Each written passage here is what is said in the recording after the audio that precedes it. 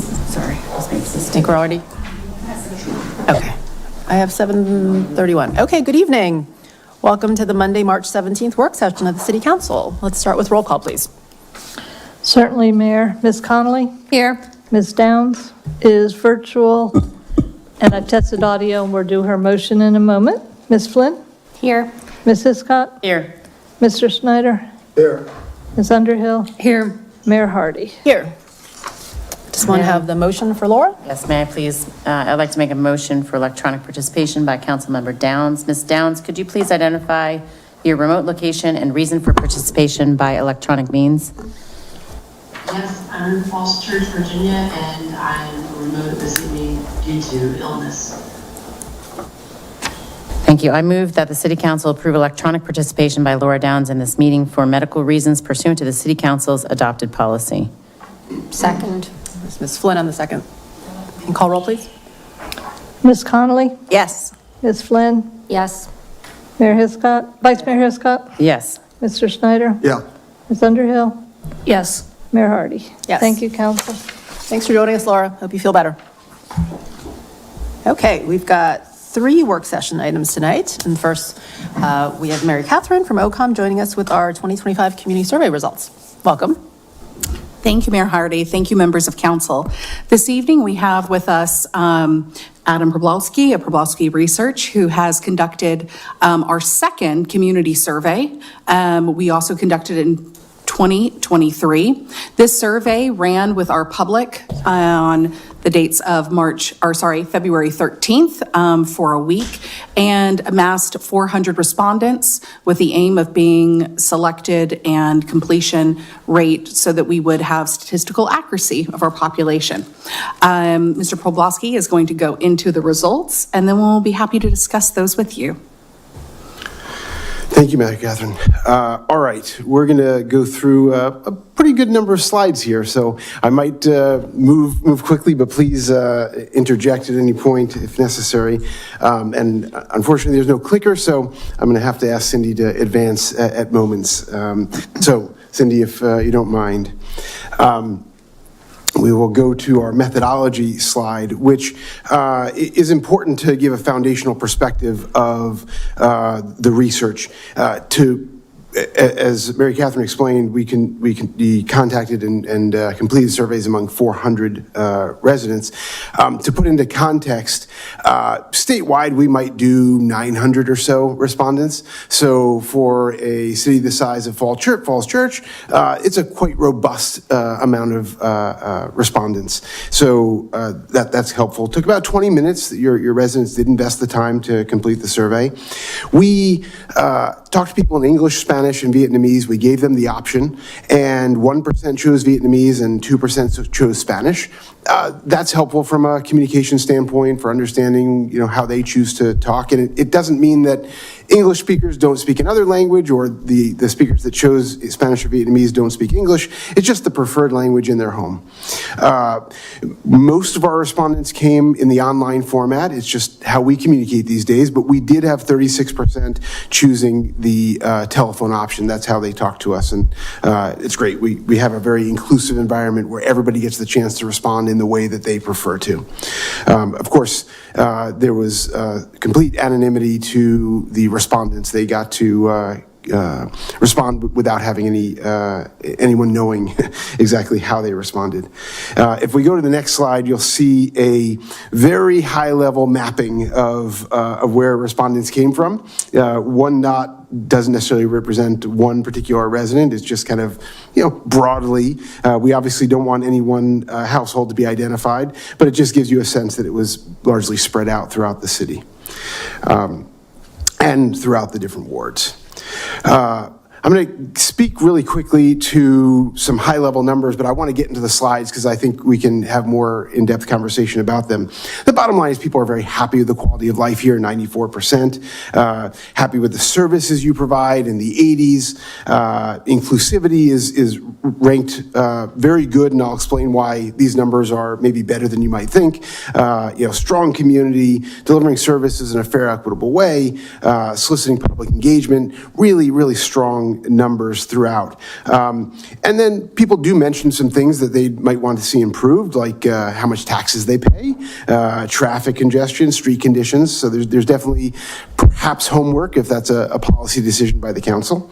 And you do also, maybe you care, maybe you don't, but comparing yourselves to other DC metro area communities, you're quite strong. Your numbers are oftentimes better than theirs.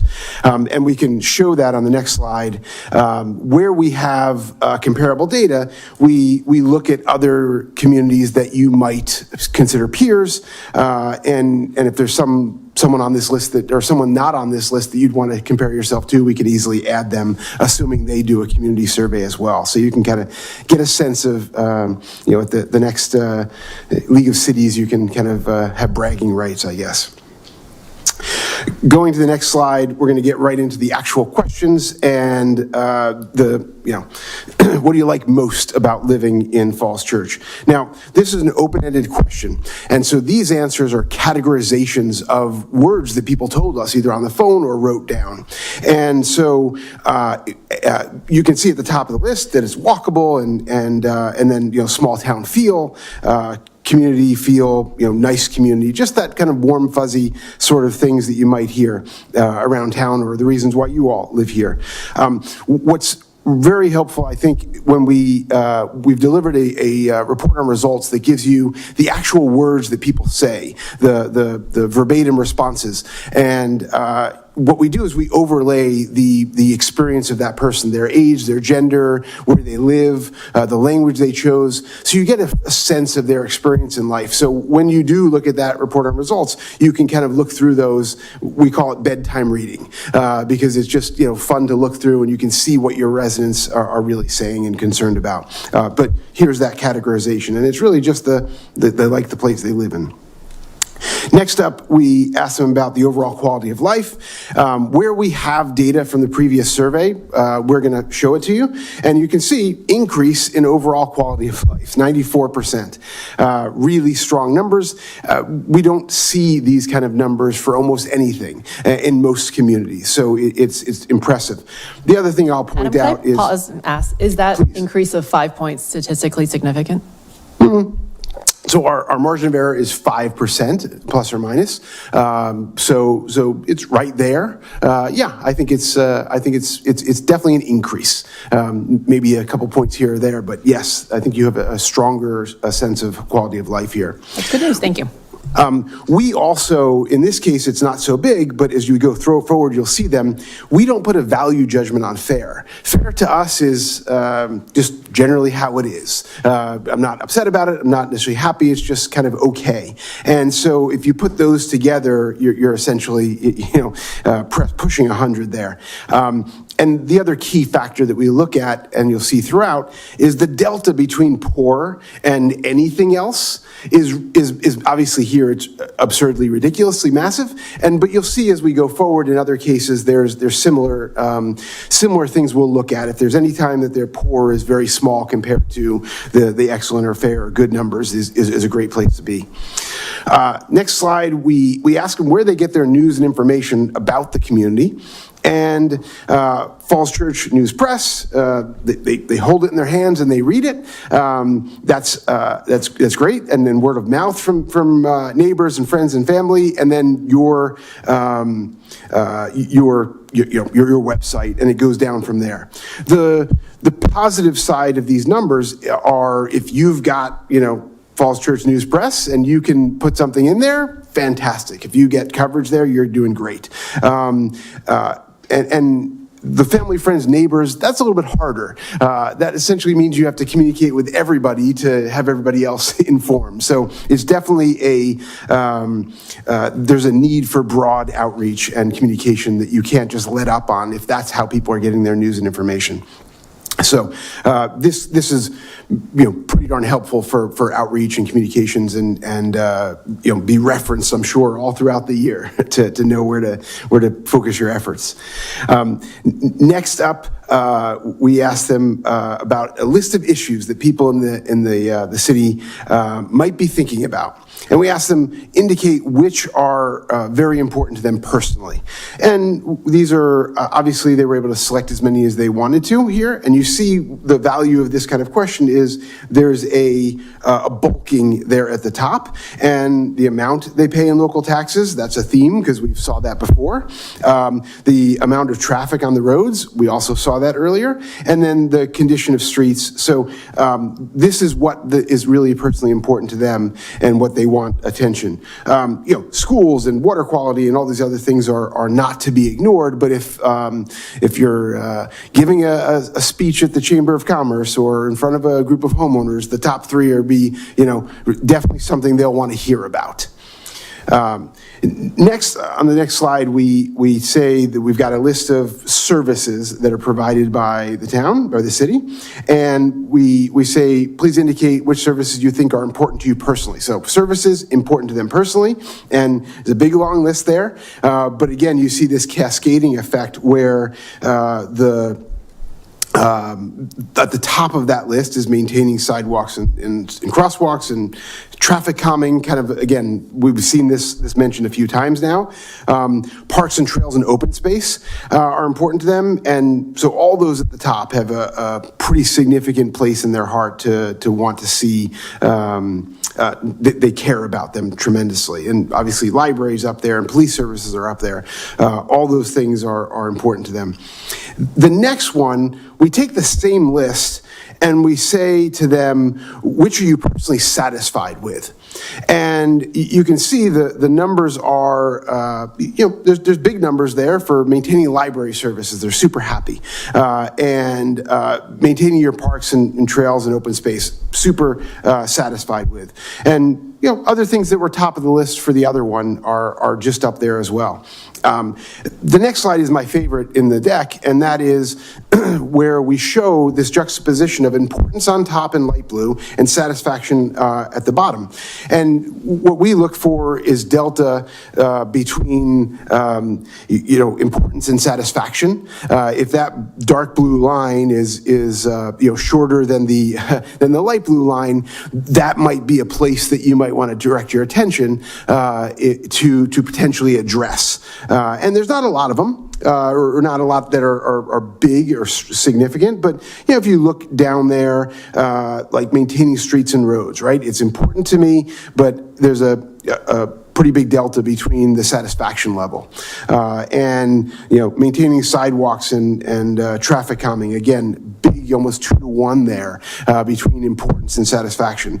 So there's a bunch of places in this survey that you might consider homework, and this might be a central place to that if you want to find things that can be addressed that'll make your residents happy. We look at things a little bit differently on this next slide, and it's not my favorite just because it can be a little bit confusing, but if you look at the left axis there, it's satisfaction, and at the bottom it's importance.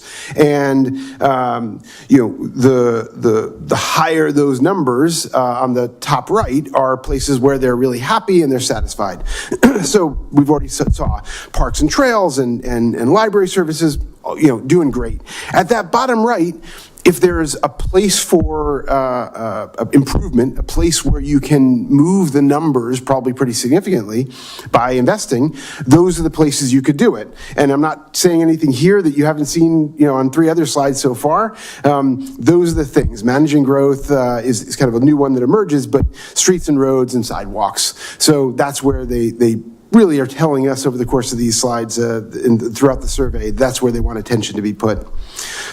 Next up, we've got a couple questions here, and I explained that the growth opportunities for the city are to maintain road infrastructure, promote traffic calming, and manage growth and development. And we kind of put them into different categories here, the different possibilities. I think this is a good reference point to come back to.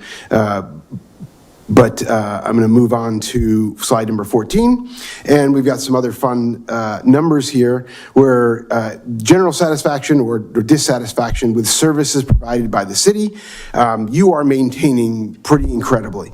And I'll also say you are unique in a lot of ways, and you already know that, but we don't see numbers at this level in most other communities throughout the country.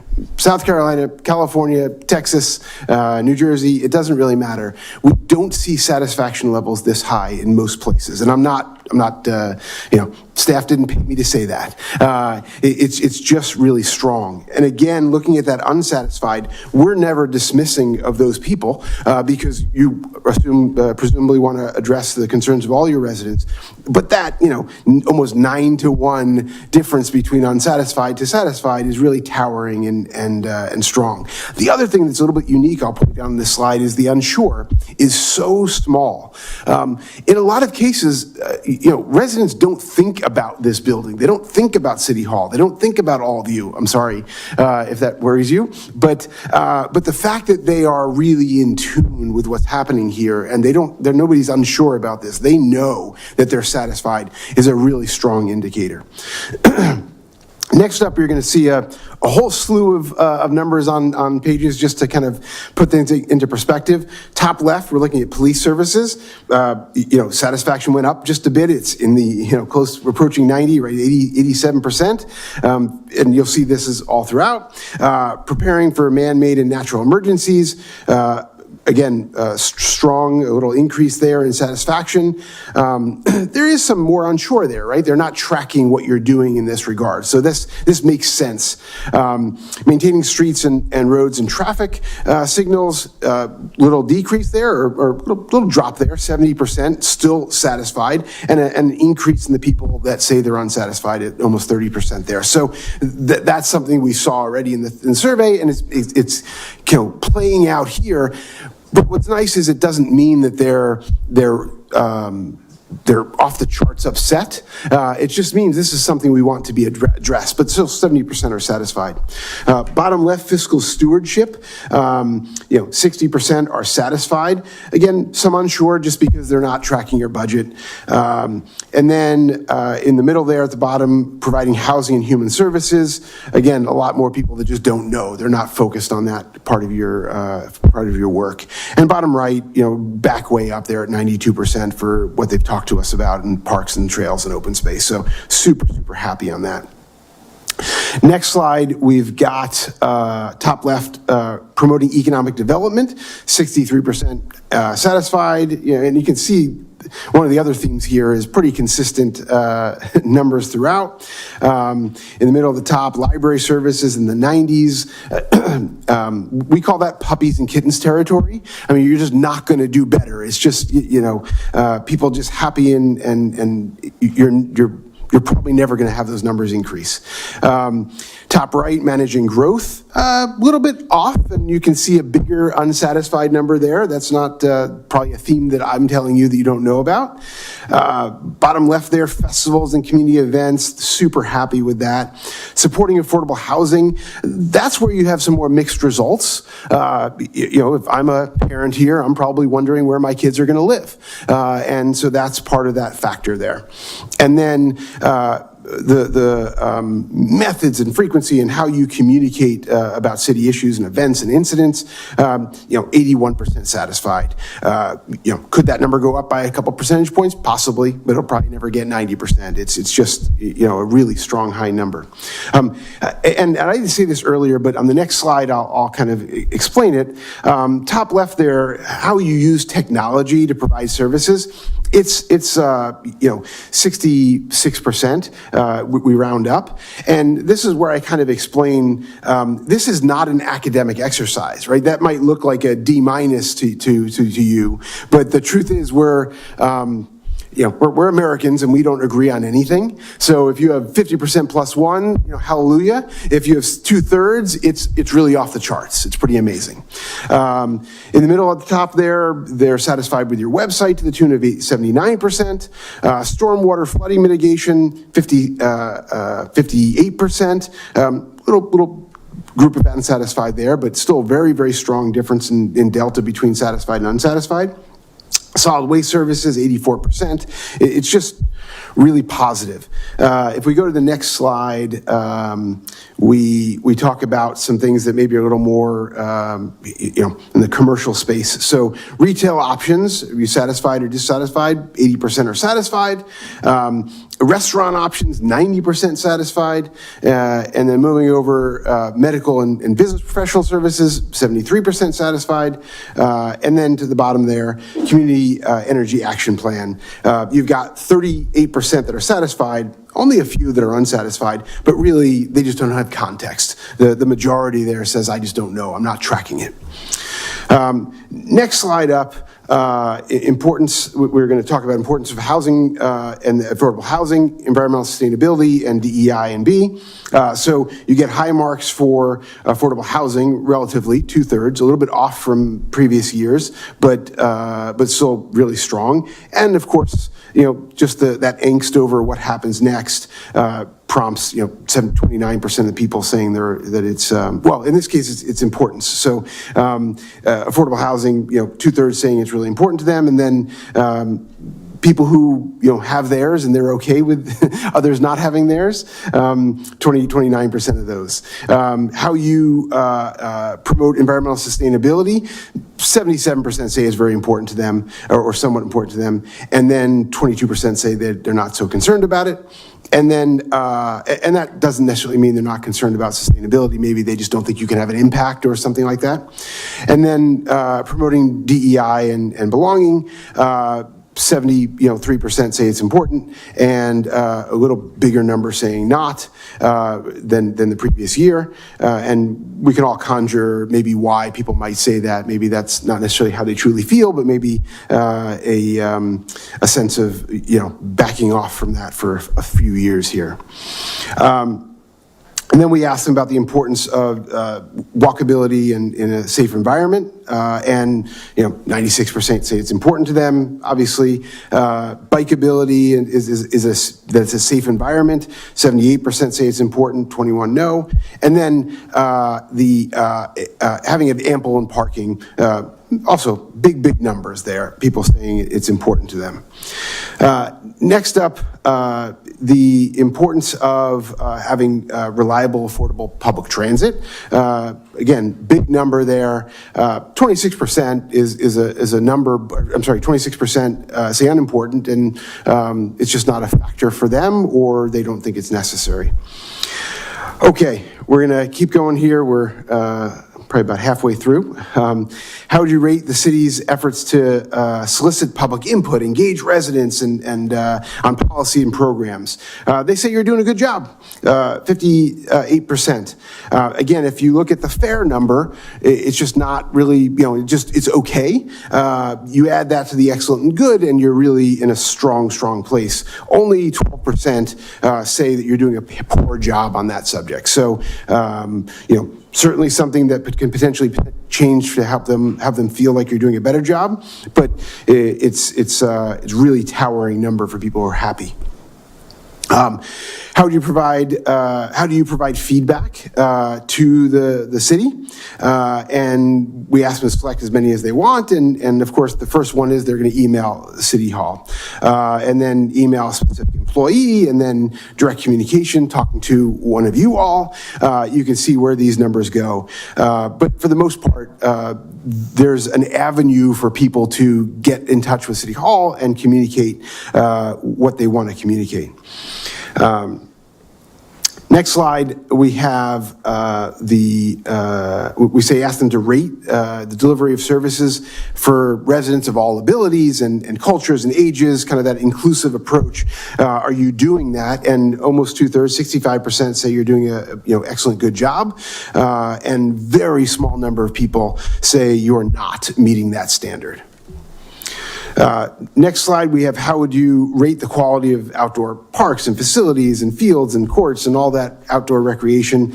87% are happy. We saw that as a theme from earlier. There are, I think that might equate to like 4 or 5 people who say you're doing a poor job with that compared to all their neighbors together. Next, we have a specific question: how do you rate the accessibility of outdoor facilities? And 81% say good or excellent. Only 2% say poor. So you are doing phenomenal there. Rate the quality of the community center, and 75% say excellent or good. Another chunk say fair. Very few people saying poor. Similarly, the accessibility of the community center, only 3% saying poor, everyone else having being unsure or having a positive impression.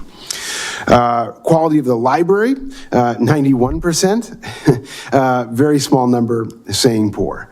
Accessibility of the library, similar numbers, just some people just don't know. How would you rate the performance of, in the community, how would you rate the city's performance in community building, right? Bringing people together. 62%, off a little bit from the previous year, but there's a very small number of people who don't think you're doing a good job at bringing the community together overall. We asked them if they have any suggestions to help improve quality, inclusion, or accessibility to city facilities and services, because we just asked them about whether they had, they thought they were accessible, and not a lot of suggestions, right? 48% basically said nothing, but there's some things in here about transparency and engagement. Transparency is something that you do organically, but they don't necessarily always look for it. So I don't know that you necessarily have to change anything there, but there's a few mentions here of wheelchair or mobility, and a few mentions of some other things. But the bottom line is, and again, these are categorized and you can read the open ends, and you might find something in those open-ended answers that speaks to you, that you can, pull out and really feel like has something that resonates that you can actually take action on. I always caution, though, with those open-ended responses, one answer does not mean it's 400, right? It's that one person, but not discounting that comment, but just don't replicate that across your entire community. Next up, we've got satisfaction with the value of services you receive for city taxes. And you are, bizarre on this question. I don't mean to, call you out in that way, but I mean, nobody has numbers like this. It speaks to your residents and their connection to the world and their education and the business they're in necessarily. So they're perfectly aligned with the satisfaction for these. And it's also, in a lot of cases, there's question over whether, oftentimes residents know in most places how much they pay in local taxes versus state taxes versus county versus, federal, and there's kind of a conflation of all that. And your residents have figured it out and have a pretty, strong number there, comfort level with that they're getting, they're satisfied with what they're getting from it. Support or oppose slightly raising city taxes to pay for increased costs, priorities, improve services. You can see there's an increase in support from the previous survey and a decrease in opposition. You're not at a majority there, and so I don't know what the background for this was or is, and if this is something you're contemplating. We do a lot of work on tax measures, but your numbers are coming up. They're trusting you. They believe that there's something that can be accomplished with those resources, but you're still majority opposed. If we put a finer point on this, like we said, $5 a month, or $100 per 100,000 parcel, or whatever that number would be, or a sales tax, whatever it might be, these numbers could change. But for the purposes of right now, with this kind of very generalized point, you're just have a majority saying no. Next slide, we asked them what's the most pressing need the city should fund if there was additional monies. And this is among those who said, yeah, I'll be subject to higher taxes, slightly higher taxes. And kind of thematically, because we've seen it so far, infrastructure and roads, and addressing affordable housing. So that's kind of an interesting one that comes up that, to some degree you can address, but if they were going to put monies toward new taxes, that's where they want the money to go. And so the question is if that would be a policy decision. Next up, we've got almost 2/3 say they've been in contact with a Falls Church employee. And I'll kind of explain this, that may be coming to City Hall and going to the planning counter. That may be encountering someone with a Falls Church logo on the truck and waving to them. It could be being pulled over by the sheriff and knowing that they're paid for by their tax dollars.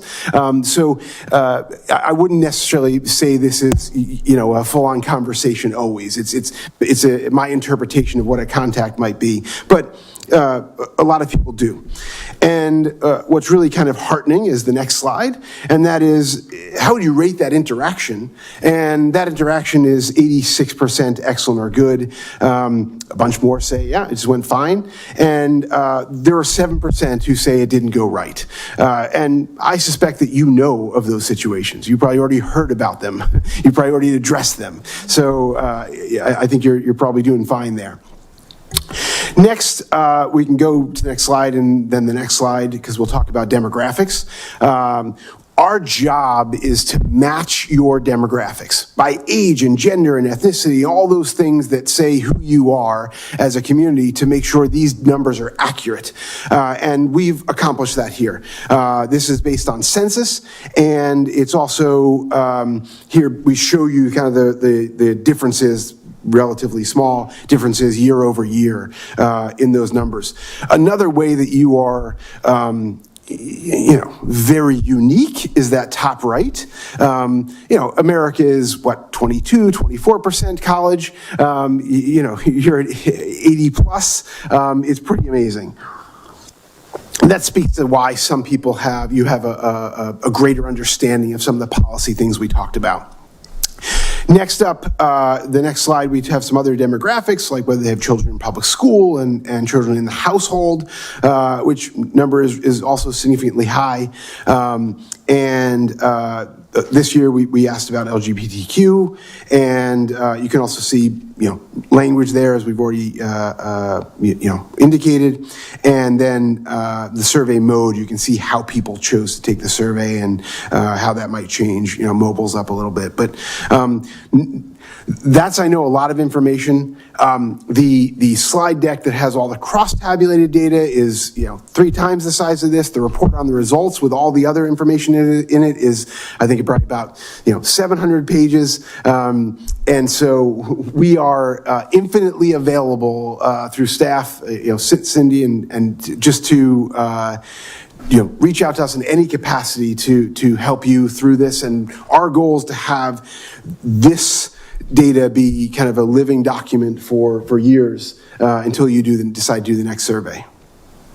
Thank you.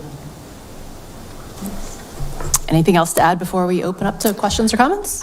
I'll add, for those who are listening and will review transcript in the future, the survey is located online at fallschurch.gov, and the / is community survey.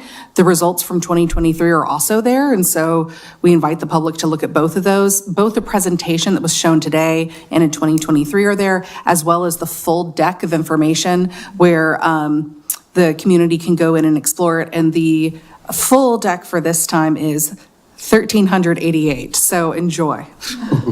Thanks for correcting me, Mary Catherine. Awesome. Well, thank you. Let's open up to questions then. Let's go first. Ready? Justine? Thank you so much for that presentation, and I hope that staff sees this presentation as well and realizes what a great job they have been doing, and I hope they feel pride in all the work that they've been putting in. Not that we can't do better, and there are definitely places to improve.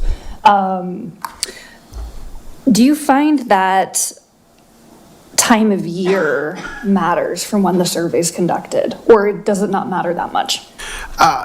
I think there are always factors that can influence, responses, and there are incidents, right, that happen. There are wildfires in California. There are changes in government in this part of the world. And so I think all those things can have factors, but generally we don't not poll at a certain time because of something specific. We tend to not call on New Year's Eve or Super Bowl Sunday or Rosh Hashanah, but beyond that, we're pretty okay, and we don't really think it matters that much, because we also give a period of time, it's usually a week or so or more, where we collect data. So if there is something, in there, it's okay, because people have other time to respond. Great. And actually, in terms of how you collect data, so you were able to match fairly well the demographic data of Falls Church. How exactly do you go about doing that? Because to me, it sounds like then you would have to, if you got too many men or too many kids or whatever else, you'd have to throw out some data. So we try not to throw out data, but yes, our job is to match it. So, and we're moving slowly to try to accomplish each one of these demographics. But yes, there may be a moment where we have, too many Asian women who make, over $300,000 a year, right? So we've got to, moderate that in a bit. But yes, there may be some that are not included in this full report but for the most part, we really try to do it incrementally and accomplish that goal kind of bottom up. Interesting. Oh, so if you've contacted or gotten responses from too many women, then you might target men specifically after that. Exactly. Okay. Yes. And then, a couple of things that stood out to me from the report. It's funny because clearly I'm not represented in here. 78% of people were satisfied with the website. That's great. I'm not satisfied with the website, but I'm glad to see that our residents are. And then I guess I was shocked to see how many 20-plus year residents there are in Falls Church. That's, I guess, I would hope that they're happy because they've lived here you wouldn't live somewhere for so long unless you were happy. So I wonder if that skews the results a little bit. But that was interesting to me. So anyway, thank you. And I'll comment on the demographics for a moment. So there were two areas in which we expanded the upper end of the demographic section. So when you go into the full report, you'll see that. It was income and the number of years you've lived in the city. And so it adds some further, I think, definition to what you just mentioned there is, does the number of years you've lived here correlate with how you answer their questions? And I think digging into that's a lot of fun. Thank you. Okay. Let's go next. No questions? Dave? Sure. Thanks a lot. So going to slide 11, which I think is the most useful slide in terms of services and where we need to readjust and make some improvements. So I see a couple of these. So maintaining streets and roads and maintaining sidewalks, crosswalks, neighborhood traffic calming. We know from community input that that's verified as a critically important topic, and we are doing some things to rectify it, but it seems to me we need to do more. And I think it may reflect as well the inability to enforce the way we want to enforce because of state prohibitions on electronic enforcement, for example. I think that may be buried in there, although this is reflected in terms of maintaining streets and roads, sidewalks, crosswalks, neighborhood traffic calming. So that's an area where clearly there's interest in more work. Managing growth and development is another key area where you have a high degree of importance and a low degree of satisfaction. I think that needs to be taken on board. Fiscal stewardship, this one's a little bit difficult to, it's important, but it's difficult to square with some of the other points of satisfaction with the services provided. But I think that's worthy of continued focus. Supporting affordable housing, another area. long-range planning. So I think this chart offers us the greatest, more detailed direction about places where we can put our focus and resources in the future.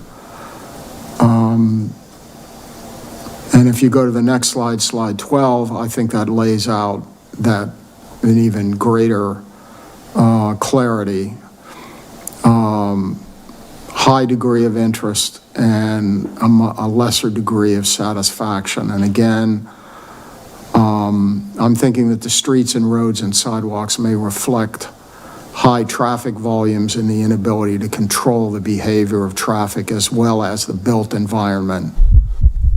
Those are areas where I think this council has put more resources, and we clearly need to in the future. And then the managing growth and development clearly indicates community concern with the way that's being done right now. So those are the areas where I would focus our work in the future. And the affordable housing is another area, not in that green box, but one that's important.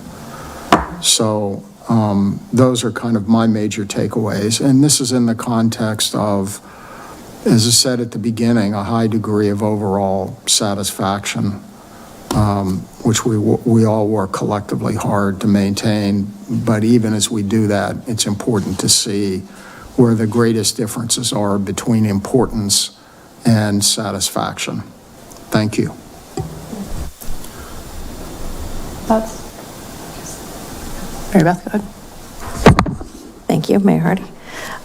Thank you for this. I agree with Justine. I think staff should be really proud of what the community sees and experiences in the city. The library is high and the interactions with staff are high. I mean, there's just so much to really say, wow, we're doing a good job. We're keeping people happy.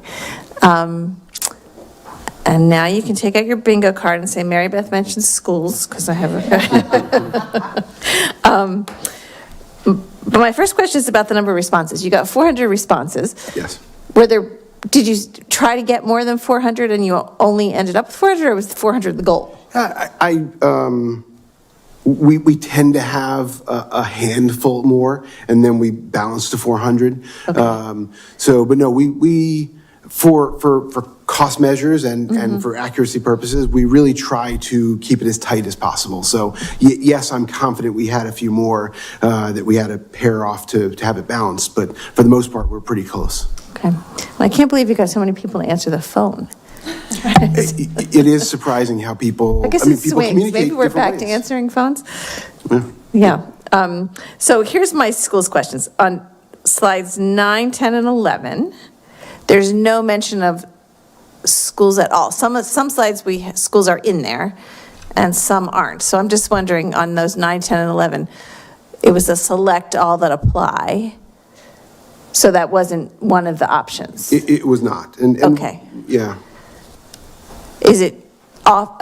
So I think sometimes city residents don't necessarily differentiate between that's the schools and that's the general government. They just look at all the services that they're getting. This list on those slides was Yeah. chosen in 2023 by the council at the time. And so the data that we're able to draw, the differentiation between the two surveys, Right. we kept it the same so we could have the longitudinal data. And the added piece from 2023 is also, this was a general government survey, so we really focused it on those. Generally, Right. that was the survey focus, Right. about the priorities and focus. Right. I just don't want to lose, as we look at what is the most important, or what are the top services. If people aren't themselves differentiating, then I wonder if we should add it in the future. Well, it's on page 8, so what's the difference between the page 8, what's important to you? Right. Because that does rank in the top 5. I think that's oh yeah, there it is. Yeah. Yeah. Right, so that's what I was saying, that it's there some places and not other places. In what the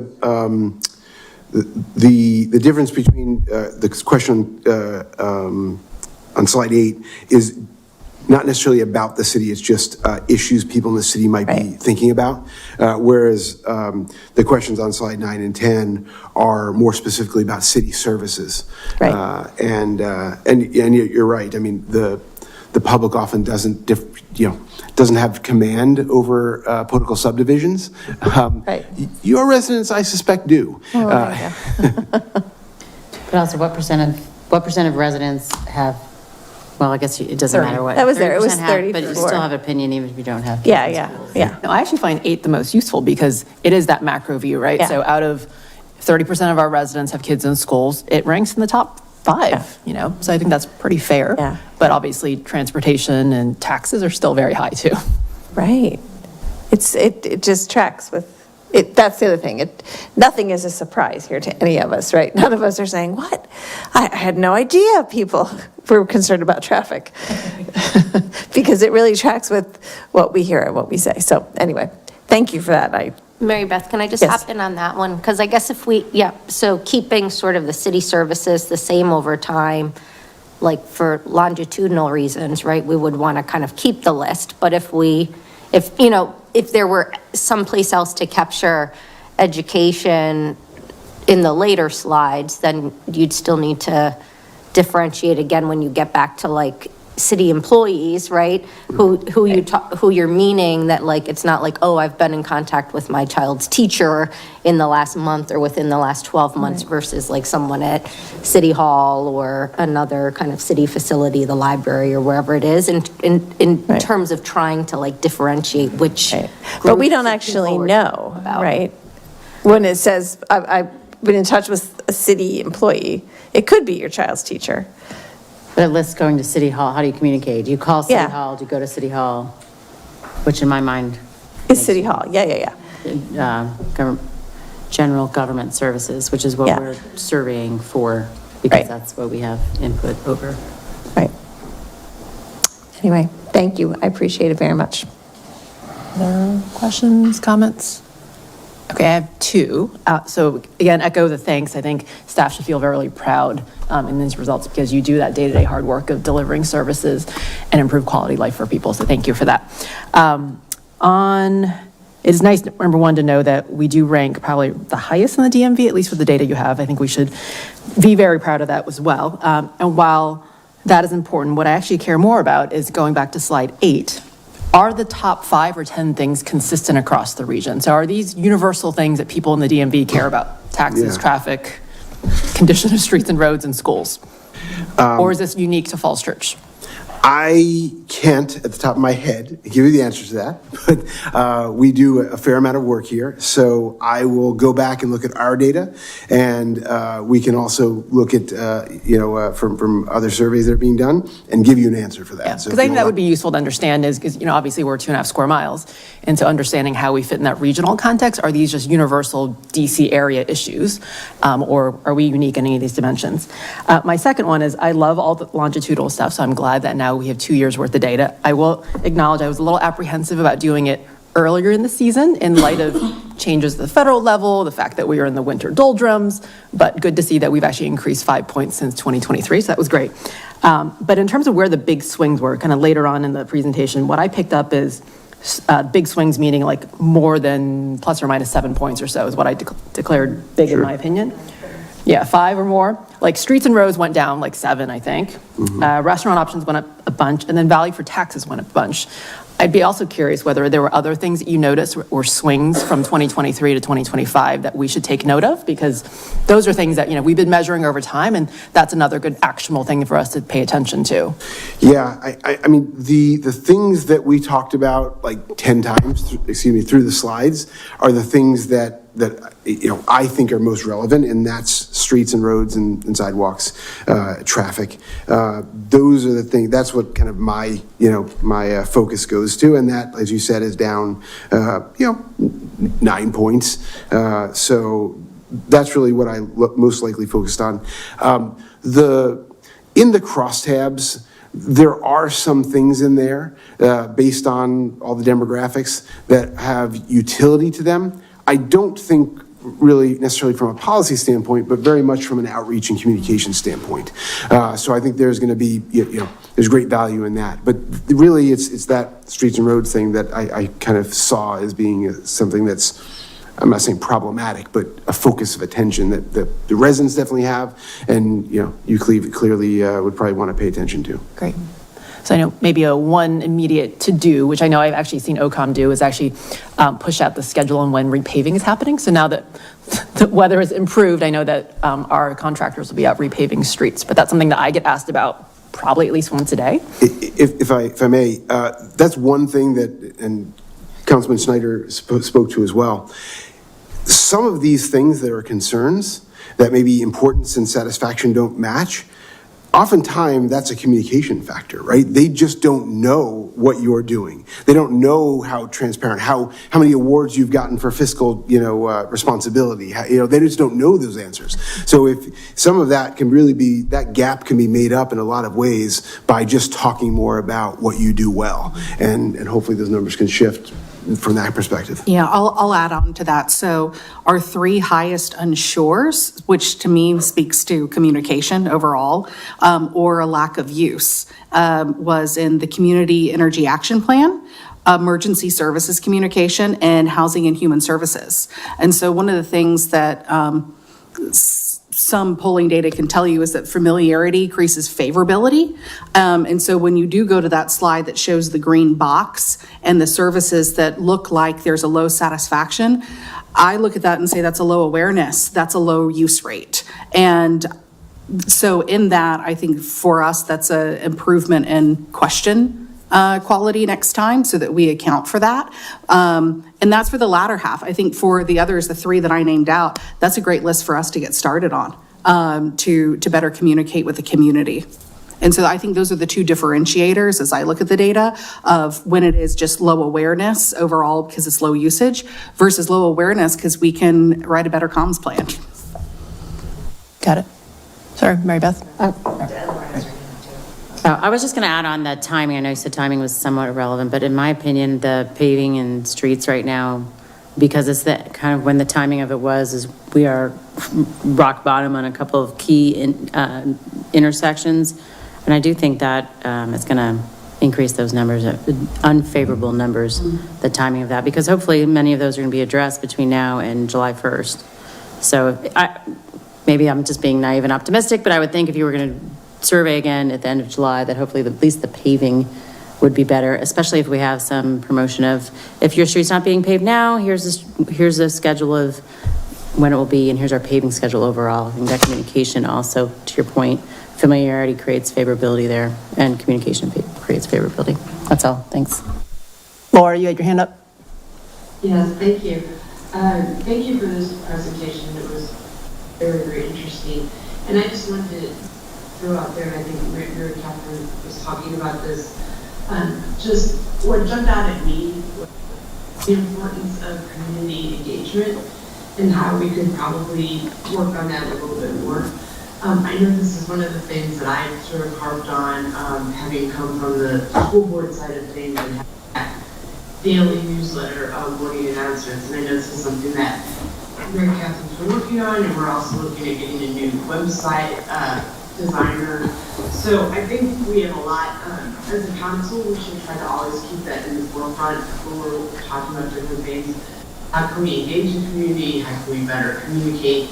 And, whether that's a combination of, the upgrades to the website, Falls Church Focus, what have, maybe it's running an ad, every once in a while in the news press about some updates on what we're doing. But I do think that really goes across the spectrum in terms of engaging our community, both communicating outward, but also receiving that feedback from the community and making sure that, because I think it's true, a lot of this is just that people are unaware of what's happening in the city.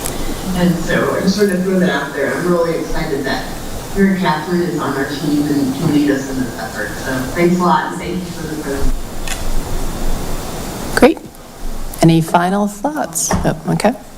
And I have congratulated the staff, and I just want to congratulate Mr. Benton over there because the Falls Church News Press was listed as the top source of information about the city. So I would be remiss if we didn't at least note that your newspaper is indeed a very important communication vehicle. So thanks. And can I also note, just from staff's perspective, the signal that we get on a regular basis from the city council is, I believe, very aligned with what the community says in this survey. And so the city council is very in touch with this community, and we know that and we respect that. And Mary Catherine is going to be leading staff with a brown bag luncheon to go through these survey responses so that staff can onboard this information and take this signal in and operationalize some of the signal that the community is sending with this survey as well. So, Mr. Probowski, thank you for working with us on this. And Cindy and Mary Catherine, thank you for your staff work on this. It's really good prep as we start budget next week, because obviously making sure our budget dollars are aligned at the top priorities is important. And if I can say one last thing, that is why we moved the survey up this year, is because we were running mostly the same questions. We didn't need the same time frame to prepare them, and we had an opportunity to be able to complete the survey so that council and the members of the public could review it as the budget goes before you next week. Great. Thank you for joining us. Okay, you ready to transition to tree canopy? All right. Well, let's invite our city arborist, Charles Prince, to the table. And I'll also note that Ms. Compton, member of the Urban Forestry Council, is here in the audience. She's welcome at the table as well. We also have Gary, that's the mayor's call, not my call, but I'm pretty sure that she would say that. Yeah. And we also have Gary Fuller, who was on the call just a moment ago, and Henry Zhang in the planning department. Has worked with the city arborist on this proposal. And I'm going to turn it over to Charles for a discussion of this. I will just note that the City Council and City Council strategic initiatives did have, looking at our canopy regulations on your key strategic initiatives. And what the staff has brought forward is, for tonight, in some respects, a decision that we would like the council to make. And one is, decision one would be to take a focused approach, which was, I think, staff's original idea, that we would focus on our commercial districts and look at having canopy coverage regulations at a higher level in our commercial districts. In our review of state code authorities, we do also have some room where we can make, Mr. Fuller's here in the audience. I was looking for you on the Teams call. We do have some areas of additional authority that could apply in the R1A and R1B districts where we have regulated canopy coverage for a very long time. In fact, we were one of the first jurisdictions in Virginia to do so. And our recommendation is, if that's the council direction, that we take a bit more time to study that, because we didn't really envision going into R1A and R1B in terms of canopy coverage changes.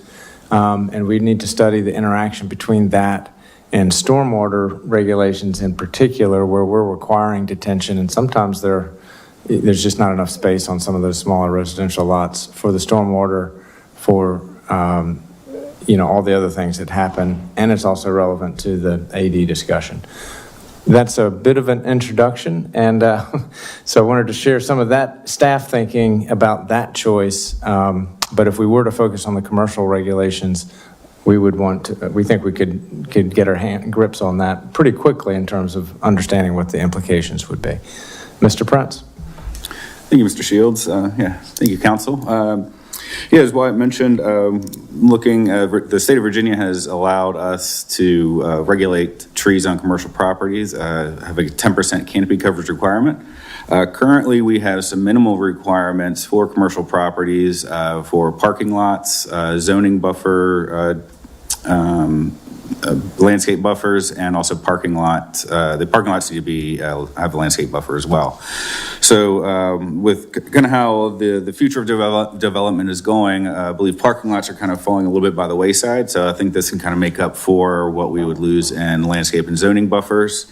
Landscape parking lot buffers. by requiring 10% of commercial properties. Now this is the minimum. A lot of our other neighboring jurisdictions, they have a little bit stricter regulations. I'm not exactly sure how they do that, but I'm not going to dive into that too much. And after consulting with the city attorney, she said that this would be a fairly quick code change to kind of update our existing code. And if we wanted to go further and change the code for tree canopy on other districts, I think that would be a deeper, longer discussion and probably a little bit more fiscal impact than this simple change. So with that, I'm happy to answer any questions. Okay. Thank you for joining us, Amy, as well.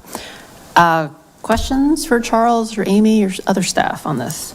So the decision in front of us is, from a scope perspective, do we tackle just commercial, or do we also want to add in the R districts? And then I guess my part B to that is 10% the staff recommendation, or is that up for discussion as well? Do we have authority for more? Well, I think Charles would recommend 10, but I think maybe I would suggest that we ought to do some analysis and apply that metric to projects that the council is very familiar with that have gone through the SE process, and also possibly some other commercial developments in the city, just so we all could see kind of what that would look like and what some of the gives and takes would be, and also get some community feedback, including commercial property owners' feedback. Even possibly doing some of that before the initiating. Certainly seeing kind of what that canopy coverage would look like in some of the recent SE applications, which we have not done. And so we would provide we would need to take a little bit of time to do some of that analysis so that you would have that picture even as you initiate an ordinance. Got it. Okay. So on that scope question, I guess we can open up to council whether we want to discuss commercial or commercial and residential. Is that the first thing to tackle? Okay. Aaron, do you want to go first as the current liaison?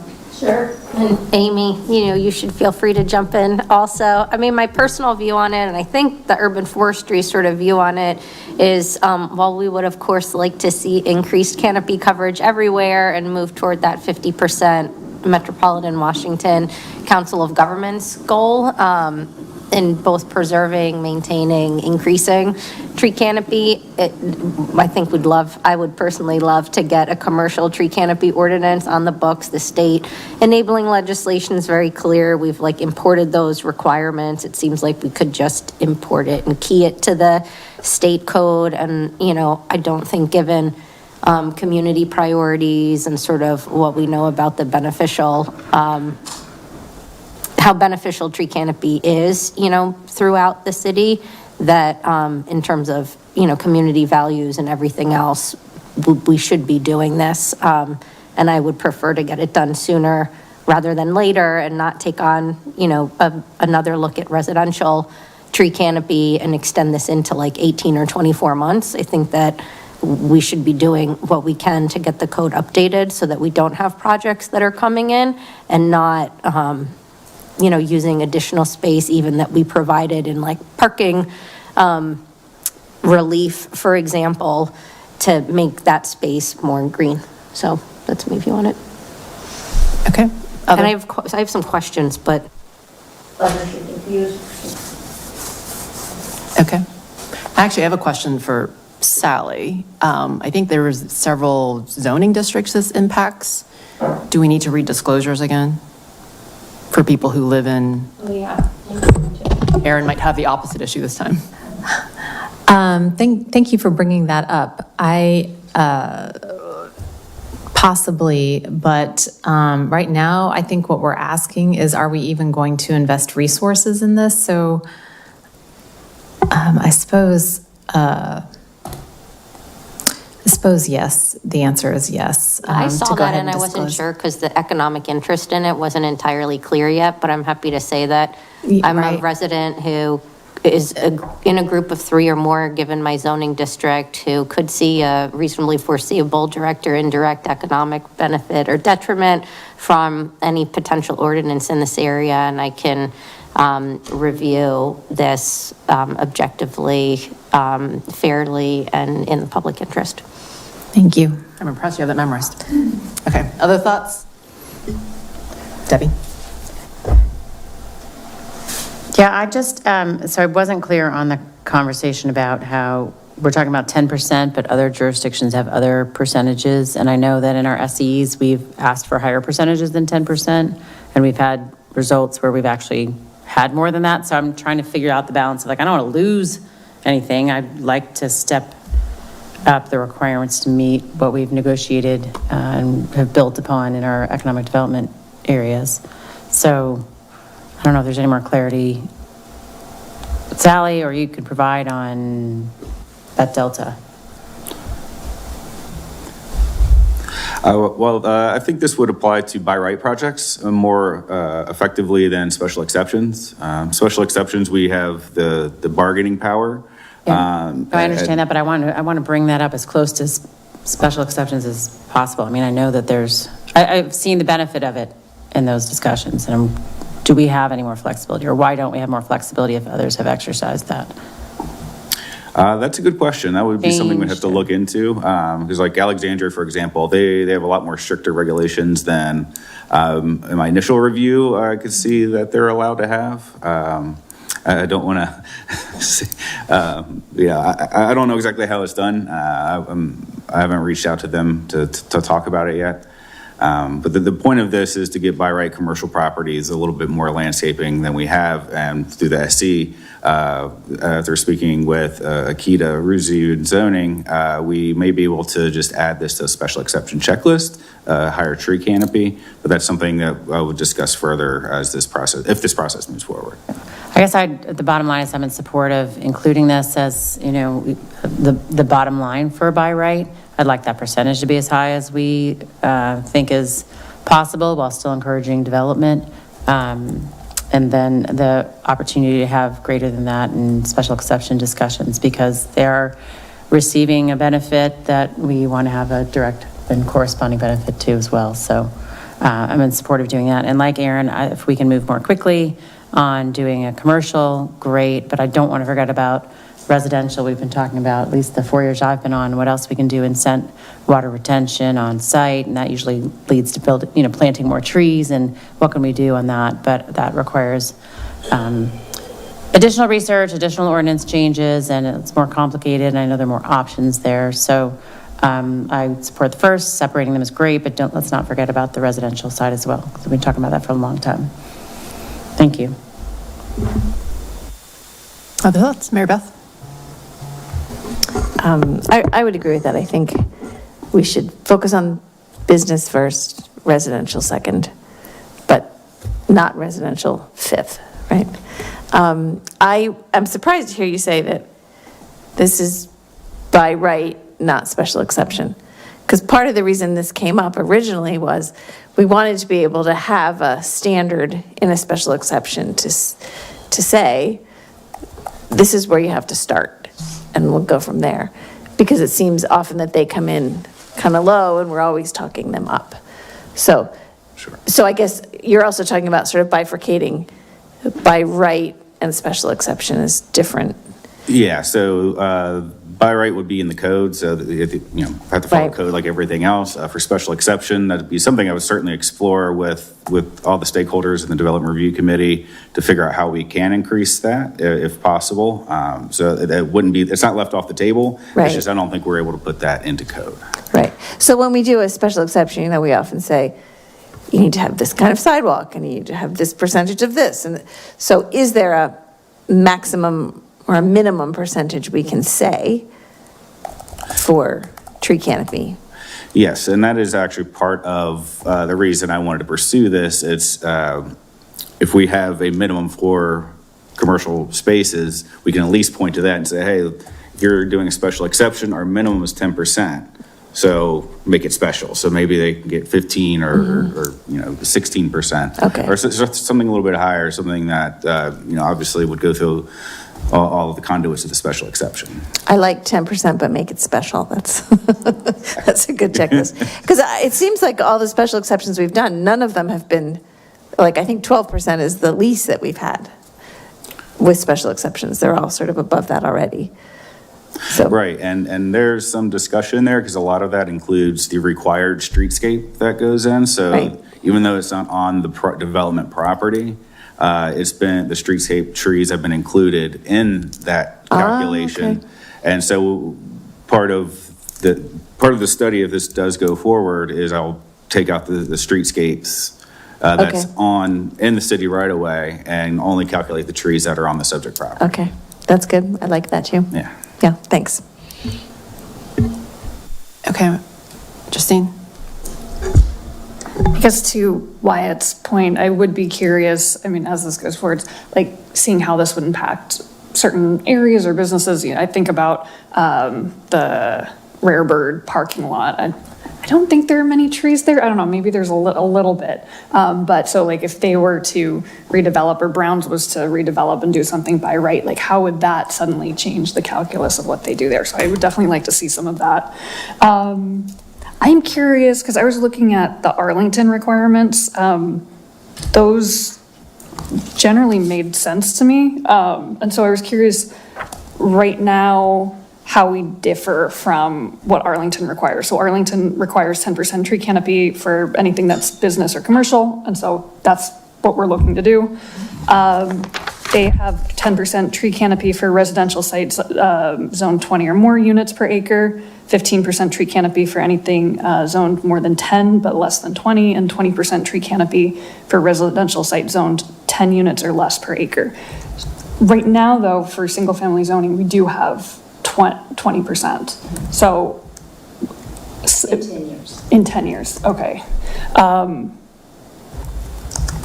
Is what Arlington requires different than that? Do they not require a 10-year? They're doing 20 years. Can you put on your microphone, Amy? Thank you. Yeah, so Arlington is different.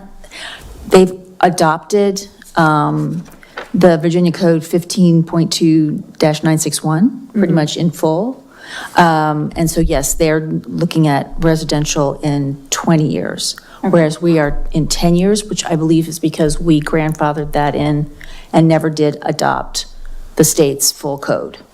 So we've been kind of piecemealing things for the last 25 years or so. How is that affect, like, what is the difference there when you have 10 years versus 20 years? Like, what does that effectively change?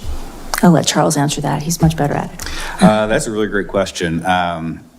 That's something I've been wanting to look at since I kind of started, and kind of really understanding the different codes and the different areas. Because if you think about it, on the surface level, more trees equals better, right? But with a lot of our smaller units or smaller lots, we're getting a lot of trees crammed in. And so what we're going to get is a lot of kind of straight up forest trees. I've thought about doing the calculations on a couple of some of these single family units and seeing what 20% in 20 years would look like.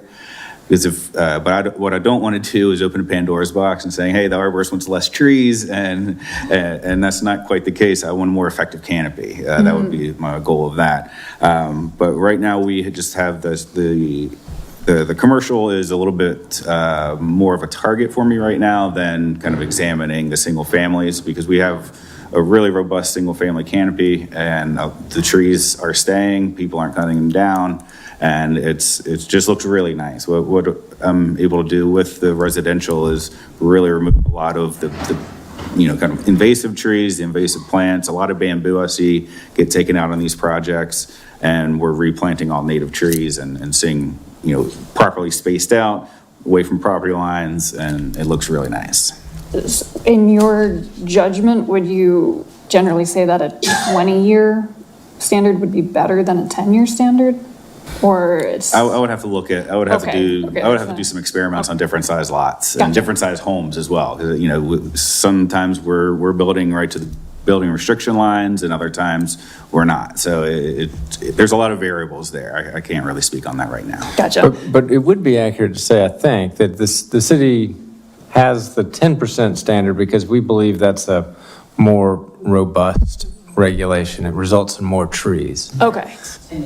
Now, Charles has given a lot of important context for that. It has other consequences, but that's the reason why we're at 10 years as opposed to 20. Okay, thank you. Yeah, I think as other council members said, I would be fine moving forward with examining and looking at the consequences of what would happen in commercial.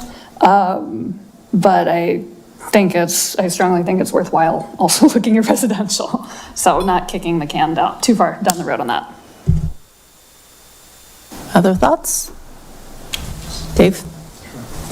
Thanks a lot. Thanks for the recommendation. I totally agree that this is kind of a gap we need to close.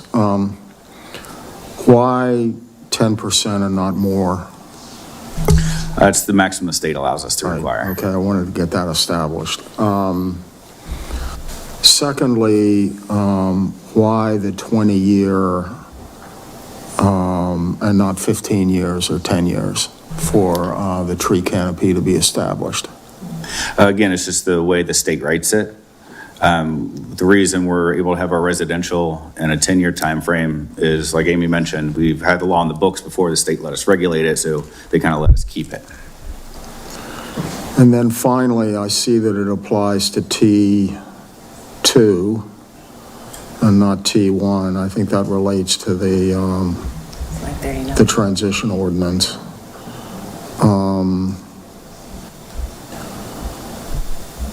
In T, I thought we already have 15 to 20% canopy. Right, that may be a typo on my part.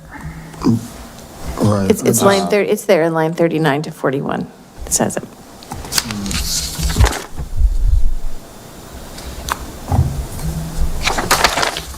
What was the line number again? 39.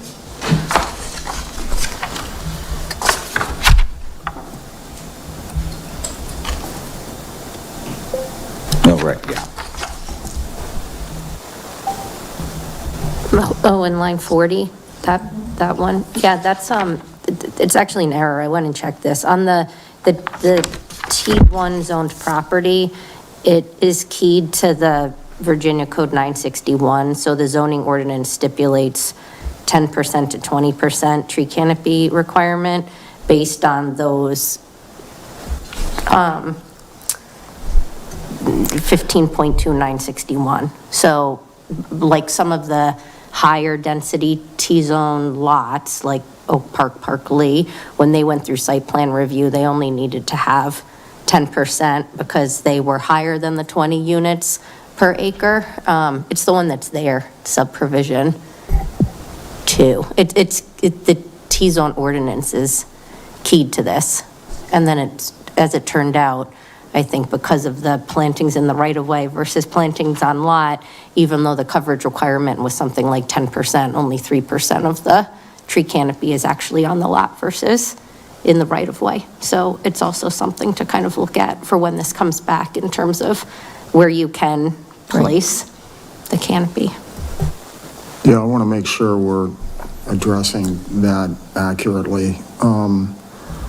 And then finally, we lose a lot of trees in both commercial and residential areas when we put sidewalks in the right-of-way as opposed to putting the sidewalks on the street. And I think we need to think about more and more of where we add sidewalks, we reduce the, rather than claiming a lot of trees, because we have a street tree program, right? But then we also value sidewalks clearly. So I think we have to be careful how we balance that in the future, and to the extent we can, the sidewalk is built into the street rather than into the areas where we've got lots of street trees. And I think that's something we really need to talk more about and do more as we lay that out. We achieve both objectives as opposed to one at the cost of the other.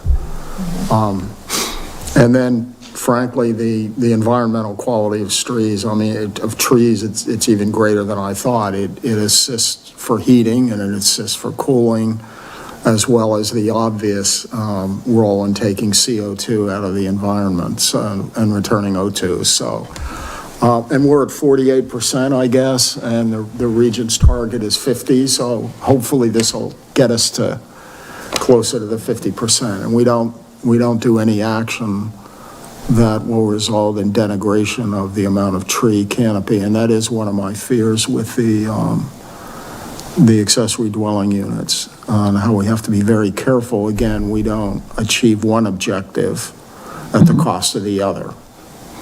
Thanks. Okay, I have thoughts. So as your former UFC liaison, I'm glad that we are finally bringing this, because I know that was often discussed for the several years. Have we adopted a Falls Church, I'm going to start actually at the 1,000-point view. Have we adopted a Falls Church tree canopy goal, or are we adopting just the 50% COG regional one? That is a great question, because we just discussed that at our last meeting, that we thought it would be appropriate to create a resolution to pass to you all, to see if you wanted to pass like a resolution saying that we want to be following COG's recommendations. So we have not, as a city, I think, done that technically, no. Got it. So I would support that, because I think I always start with the why, right? So why are we doing this? And if we're at 48% and we want to get to 50, what are the actions? Because I think the data then needs to support that. As context, though, given that we are kind of urbanizing suburb, I looked up Alexandria's tree canopy, they're at 36, Arlington's at 41%. And so ours at 48 is actually doing really quite well. Obviously, we're greener than those. And, you know, I'm saying that we clearly can improve always, but just as regional context, I think that's important, because I think 50% for the metropolitan DC area includes like your Loudoun counties and your Fairfax counties, which feels very different than Falls Church and your inner ring suburbs. So first, I guess I would start with, what is our goal? Is 50% reasonable given the context where we're in? The second, I think overall I do support tackling commercial first. That said, my question is, how many, I guess, by right projects have we had that's only commercial? Because to my knowledge, we've had the Stratford, which is a by right kind of site plan project only, and then the Econize project, which is at the top of Spring Street right now. But majority of our projects are really special exceptions, right? Have we had other? Yassini Jewelers was a jewelry site. Yassini. And so all of those have been very little, I guess, tree canopy on there, right? So, and so we're proposing that those would then need to meet this 10%. So a question I would have for staff is, for the projects that have come through that have been by right, what are those percentages have been? Have they been really far short of that 10%, just to get, again, a good lay of the land? I did look up actually our 3 most recent special exceptions. So I do think that if we are talking about by right and SEs, that's probably too low, because we've actually accomplished way better. So West Falls actually had 15% tree canopy, Founders Row 2 had 14%, and Quinn had 19% tree canopy. And obviously this is pre-built, so Quinn TBD. But I do think it's, again, worth, benchmarking what we see with by right commercial projects. And again, we don't get too many, and they're probably pretty small. And then what we get on special exceptions, which are your multi-acre projects, we're actually, in some cases, almost double that 10%. That's important context to keep in mind. And if we have the ability to negotiate better than 10, again, in an SE, we have that ability, that's important to know. But overall, given that we've talked about wanting to take advantage of authority that we're getting in Virginia, we should absolutely, go ahead with the 10% unless Sally tells us that we actually have more, and then we can push that envelope a bit. My third point has to do with residential. So I kind of agree with Justine that I would like the corollary to be the residential. And the reason why I think, while we can certainly tackle commercial first, I think residential is important to tackle. And again, I go back to the data. So I looked at the amount of land that we've disturbed in commercial versus residential. So over the past 20 years, we've disturbed 38 acres of land for mixed use and 100 acres of land for residential redevelopment. So 3 times as much in residential, right? And so if we ultimately care about getting to that 50% tree canopy goal across the entire city, impacting tree canopy on quarter acre, half acre special by right commercial isn't really going to get us there. So if we believe as a council and community we want to get to 50% tree canopy, the bigger thing to go after is actually the residential tree canopy. And again, we may not have authority to go there, but that's why I think looking at the entire city makes sense. But I'm fine for now to tackle the commercial by right only.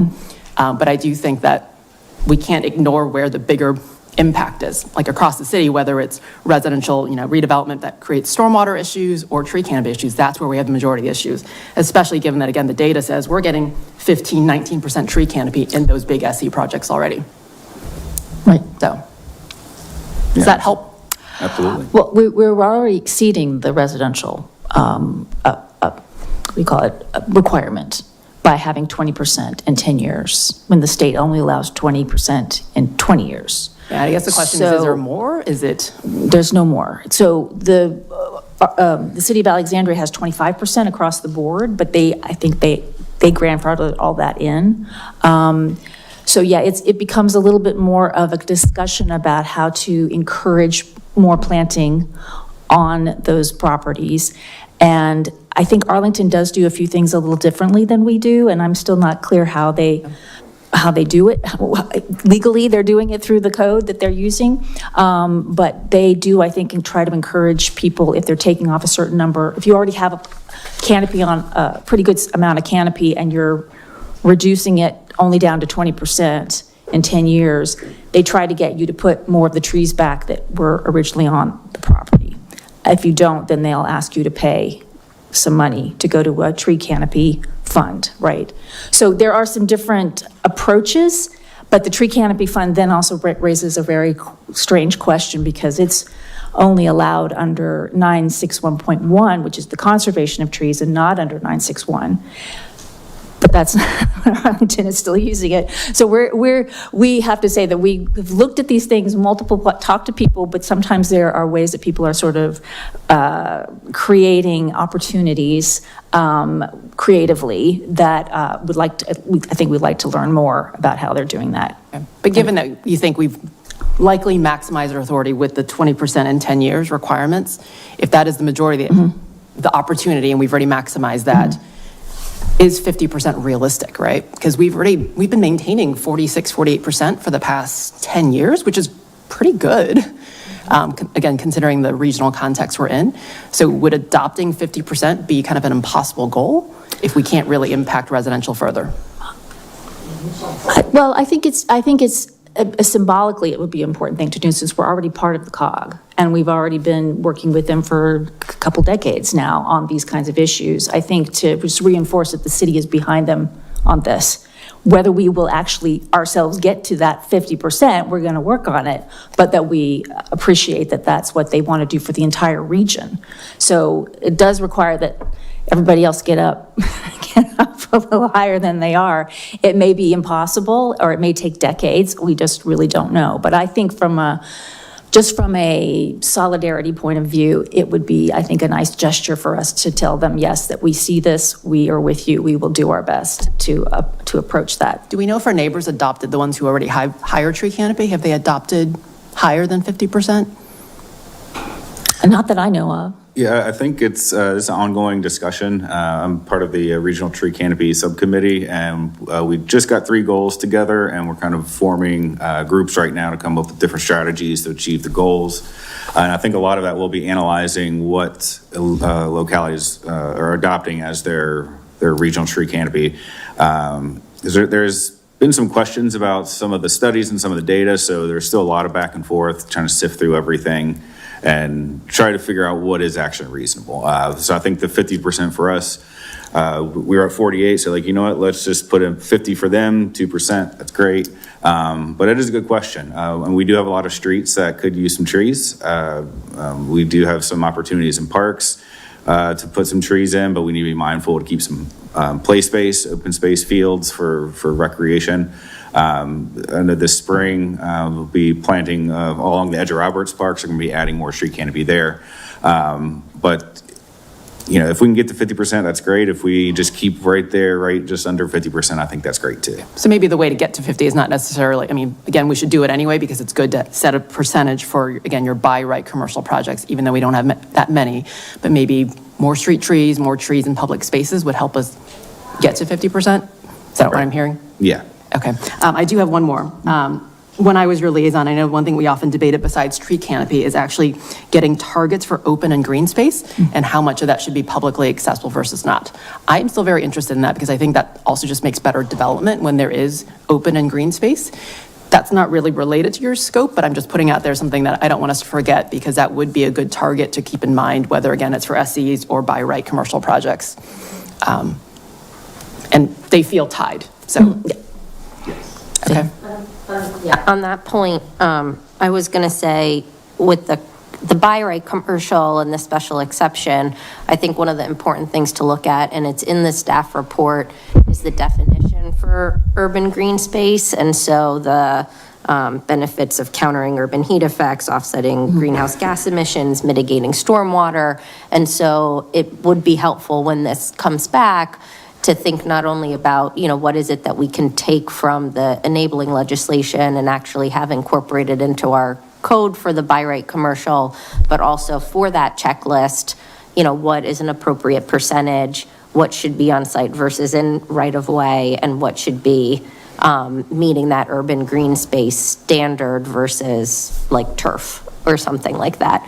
And then separately on sort of the points about residential, even outside the tree canopy, I mean, my hope was that, and this just came up recently too, that we could look at something like the stormwater fee credits sooner rather than later in terms of rain barrels, rain gardens, those sorts of programs to change residential behavior. But beyond that, looking at how we calculate stormwater, kind of impervious or pervious coverage, I think it maybe with the Econize site plan, it sort of came to my attention, and now I've seen it a few times happen where we seem not to be capturing mature trees as doing anything with respect to stormwater on lots.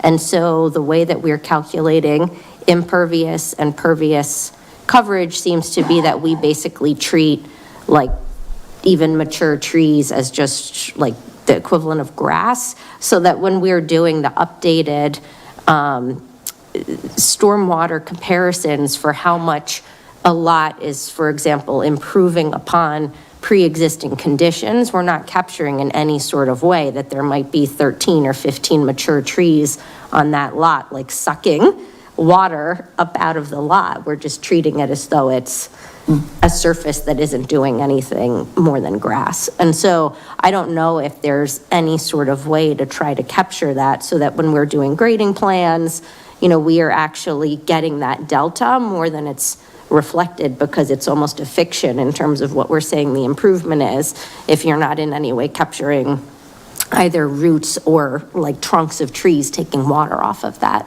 lot.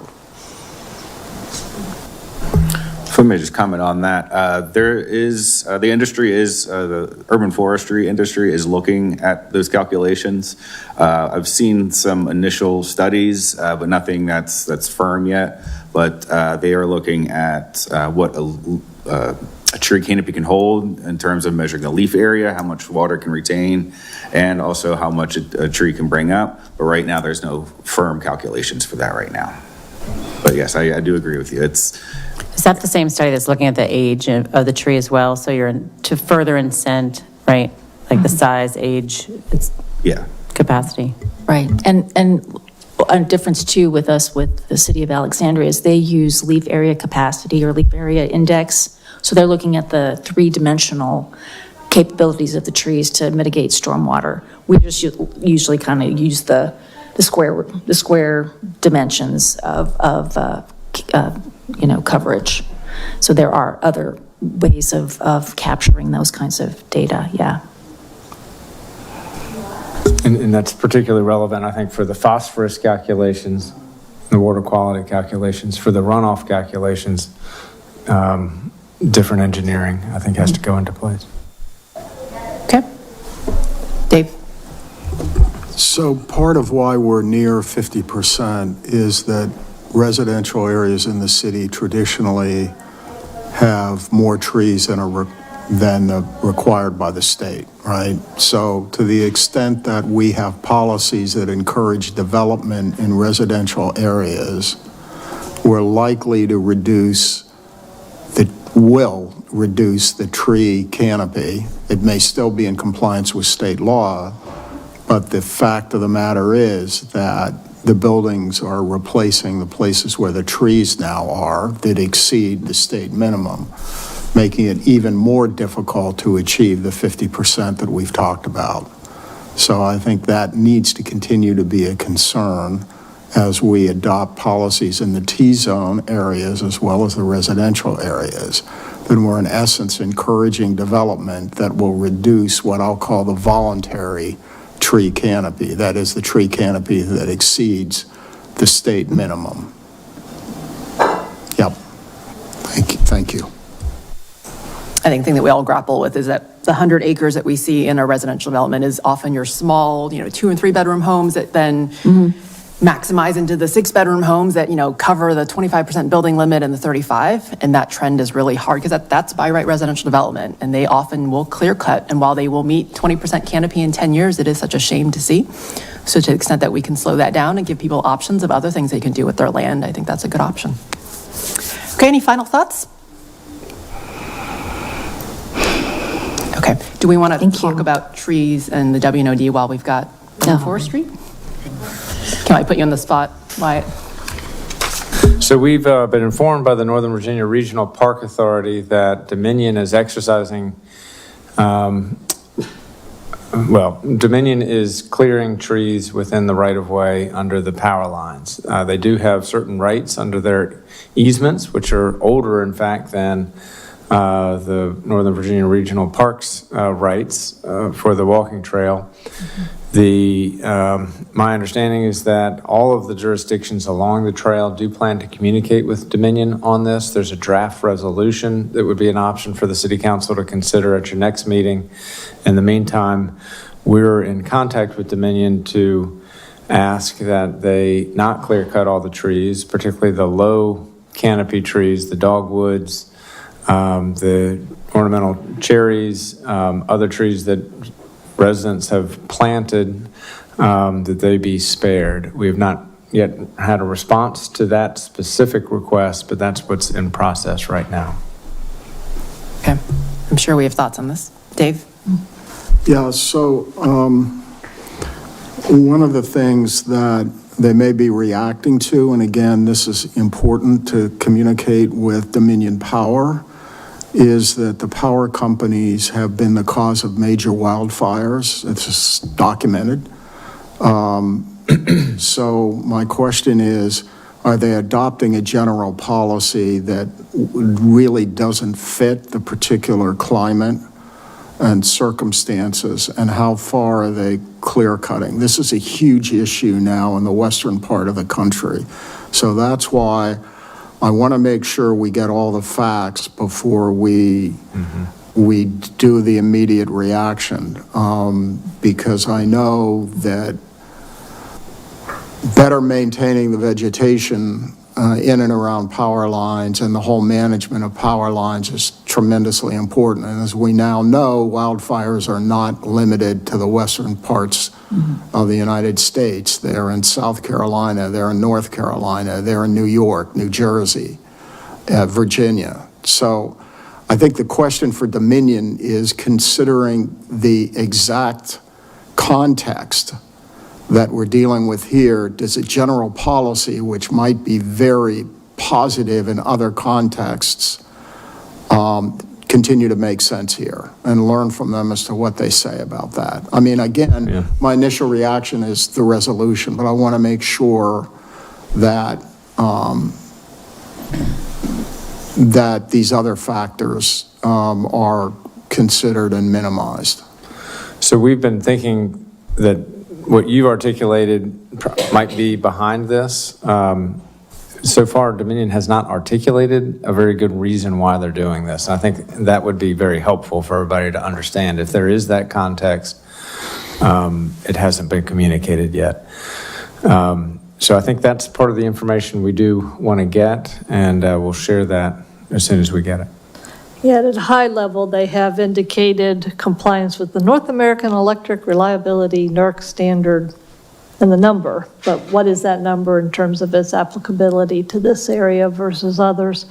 And then they've noted it's been 20 years since they performed maintenance on this corridor, so that's what they're doing for safety.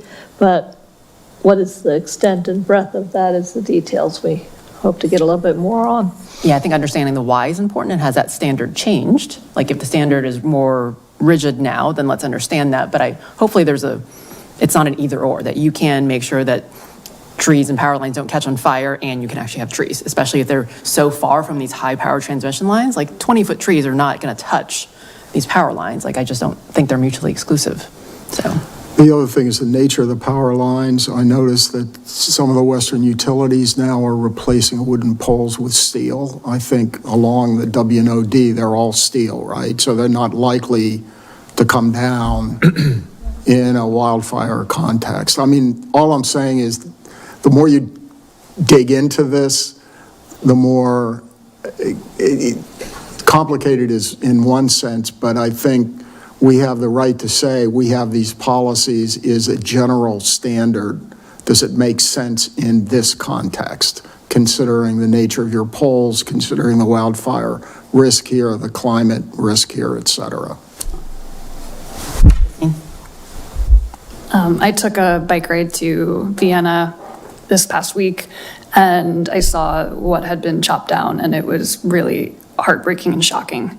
And I would encourage anyone just to go out on the WNOD trail just past the Beltway, and you'll see just this total. It's shocking how many trees have come down.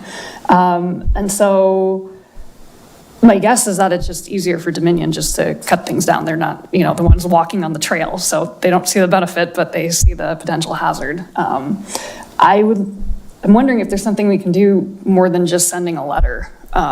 Do we have any authority or is there anything we can do beyond just saying, please don't do this? And what exactly happened in Vienna? Did they do anything more than just send a letter and the trees came down? Were they aware of what was going to happen? I think they were not aware, and I think it happened. I think they found out about it after the fact. No, they had meetings in the winter. I spoke with Vienna. Oh, they did? I'm sorry, I've had the wrong facts on Still that. very surprised because they were also told there was going to be replanting, and there's been some back and forth on whether Dominion is going to commit to that replanting. So they were aware in advance. They did not know it would be so drastic, and there's still disagreement on whether replanting is going to happen, is my understanding. And so they're going to adopt a resolution tonight, I think, requesting that, because obviously it's too late. It is pretty drastic. I went to see it too. And I think the replanting, whether it's private or Nova Parks, if it's Nova Parks, then the agreement with the replanting will be with Nova Parks because they have the MOU. And some of the Vienna, I'm understanding, may have been outside of the Nova Yeah, it Parks backs into their land. town green, so it is quite a change. The initial reply I got back from Dominion today, following up on these communications from Nova Parks, was they're still working with Nova Parks to find a solution that supports natural habitat and environment, but it's not a commitment, definitely a commitment for pollinators and grass, but not to the tree height yet. Yeah, because previously trees up to 20 feet tall, because Charles, we worked on like 20 trees that were planted last fall with Nova Parks. That was the agreement. Apparently now it's 10 feet tall, which really, I don't know if there are any trees that go to 10 feet. So it's really Dwarf something up. Yeah, I guess I'm with Justine. It feels like we need to do more than just a resolution, so to the extent that we can escalate within Dominion, then number one, understand the why, and two, figure out if there is a reasonable solution that, again, mitigates against fire risk, but again, keeps the WNOD as green as possible. It's already not very green. We already tried to do more plantings. I'd advocate for a more aggressive approach than just a resolution. Is that something that COG can become involved in? If COG has a 50% tree canopy request, can we jump onto that or not? And does the WNOD counts towards our 48% tree canopy, right? When it comes through the city of Falls Church? I don't believe so, no. It does not count. Why would it not count? It's not, it's not the city. I don't, let me get back to you on that one. Okay. What I use to calculate the tree canopy for the city, it's called iTree. And anyone can go on there right now and you kind of pull it up and calculate it. From what I remember, I could be wrong, I do believe the WNOD was excluded from that. Oh. But it also doesn't have much A lot of tree trees canopy. left anymore, No, I mean, right, it right, is right. all, it's just a Yeah. dogwood tree here and there. Right, and that was my memory from when we did the dual trails, that we heard from a lot of people who were really upset that the greenery and trees behind their house are gone already. Cedar trees. So I don't know how much, other than the ones that you just put in, right, the new ones you put in, but other than that, it seems like a lot of it is already gone. Yeah. Other thoughts on this one? guess happy to work with staff again. I do think that we should be a little more aggressive than just do a resolution next Monday. So, okay. Thank you, and to the extent urban forestry. would Thank like- you very much for considering, yeah, thank you. Great. Thank you all for joining us. All right. Next up is the sewer capacity purchase from Fairfax County. And we've had several work sessions on this. We now have an agreement that we're still working on the language of that agreement. And as that work is advancing, we want to provide the City Council with an update in terms of where we are. And just to remind the City Council, we're proposing to purchase 500,000 gallons per day capacity, additional capacity above our existing $1 million gallons per day in the Trips Run sewer shed, the component of our sewer shed that flows ultimately to the Alexandria Renew Treatment Plant through the Fairfax County conveyance system. The county does have the capacity in its pipes for the average daily flow, and we have, and the county also has the treatment capacity, but the issue has been rainfall-induced I&I and the peak flows that are associated with that, and the county has sought to cap that and have the city address that aggressively. So that's what we'll brief you on tonight, and I'm going to turn it over to Andy, and he's going to introduce our guest, Dustin Dvorak with Rombol Engineering Group, who's assisted the city on many projects in the past and has been very helpful to us as we analyze this sewer capacity purchase agreement. So very glad that you're here, and Andy, let me turn it over to you. Great. Thank you, Wyatt. Good evening, Mayor, members of council. It's great to see you all this evening. As Wyatt was saying, we're here to share the latest draft of the sewer agreement with Fairfax County. With me is Dustin Dvorak. I'll talk a little bit more about him in a second.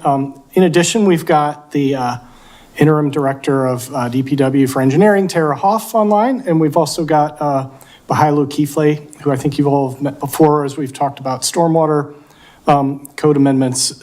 He's on our engineering team, so it's happy to have them here with us as well. So as Wyatt mentioned, the document before you this evening is still a draft. So we're still awaiting some feedback from Fairfax County staff on some of the specifics.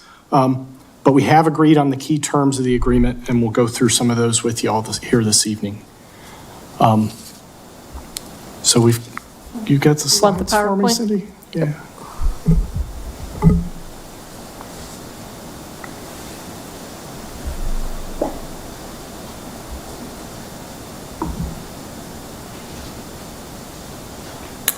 I'm just thinking. Well, we'll get there. Well, got it? Okay, Yep. Next one, please. So we'll go over an overview of the agreement. We'll go through some of the key specifics of the terms, talk about what's changed since we were here with y'all last May, talk about some capital cost projections, go through kind of how the city's proposing to manage kind of inflow and infiltration, and then next steps. So key terms, as Wyatt was kind of talking about earlier, the key terms of the agreement provide the needed capacity that the city requires, as well as setting constraints on the peak flow that the county feels they need to protect their downstream infrastructure. So the three components we'll go through this evening are our annual average daily flow, which is the 1.5 million gallons we would have here for the city. The hourly peak flow, which is what happens kind of in rainstorms and when we have kind of extra flow in the system. And then a maximum total daily volume. So the amount of kind of capacity that the city can send downstream to the treatment plant. All of these are kind of accompanied with an $8.8 million capacity purchase price. This is $500,000, thereabouts, less than what we talked about with y'all last year. Based on our review of kind of recent data and, looking at our existing and future infrastructure improvements and programs, we believe we'll be able to meet the requirements of this agreement. Next slide.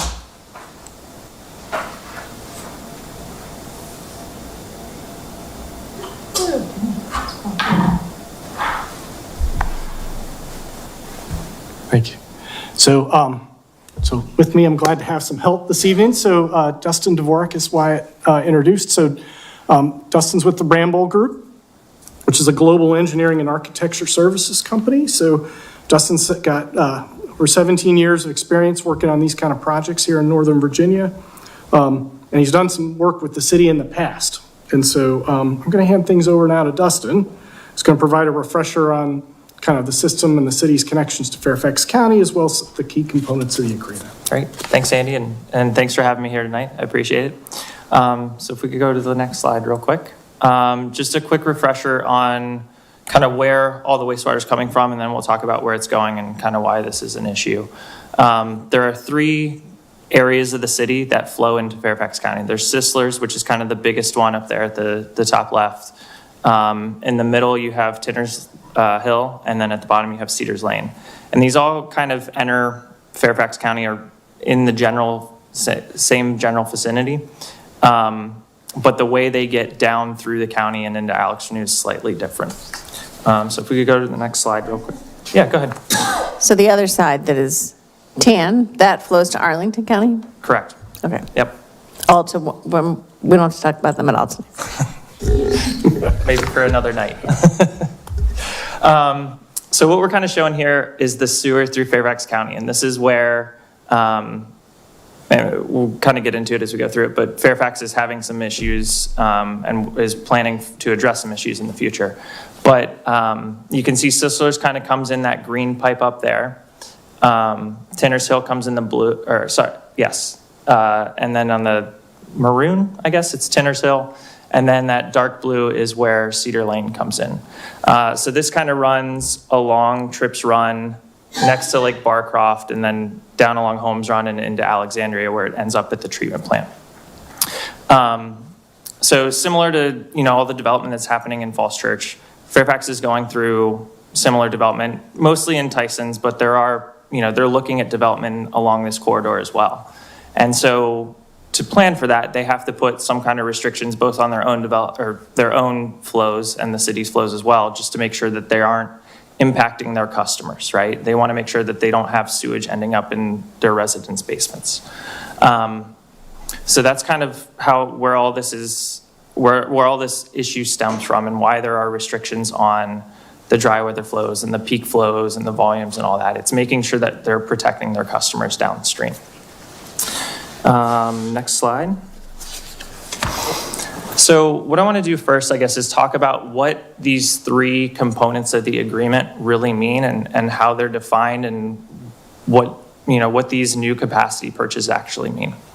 So when we look at the average annual flow, that's really taking flow that's being metered by Fairfax County and averaging it over a 12-month period. So this includes dry days, wet days, it includes I&I getting into the system, but it kind of averages it out over the course of 12 months.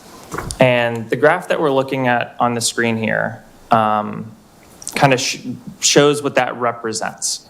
You can see there the existing agreement, the 1 MGD capacity, is kind of shown on that bottom line. And then the additional purchase is the 1.5, the line at the top.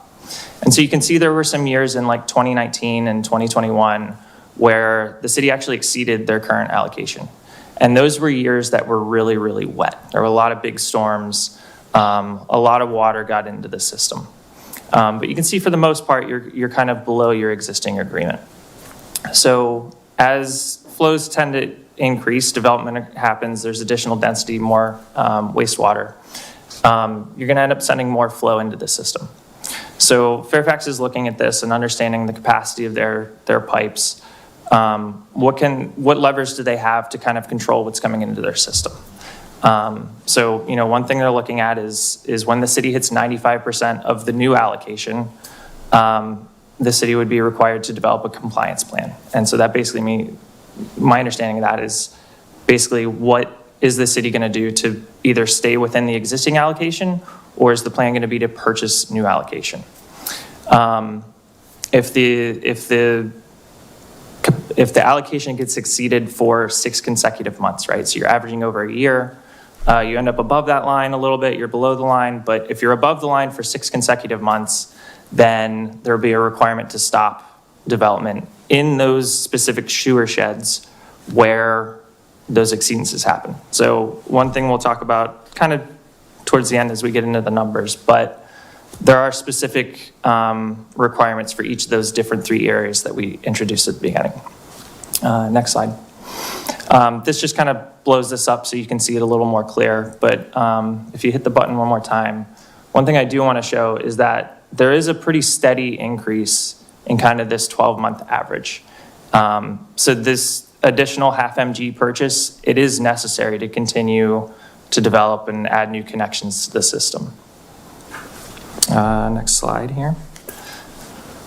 And I guess before I move on away from the annual average, are there any questions about that specifically?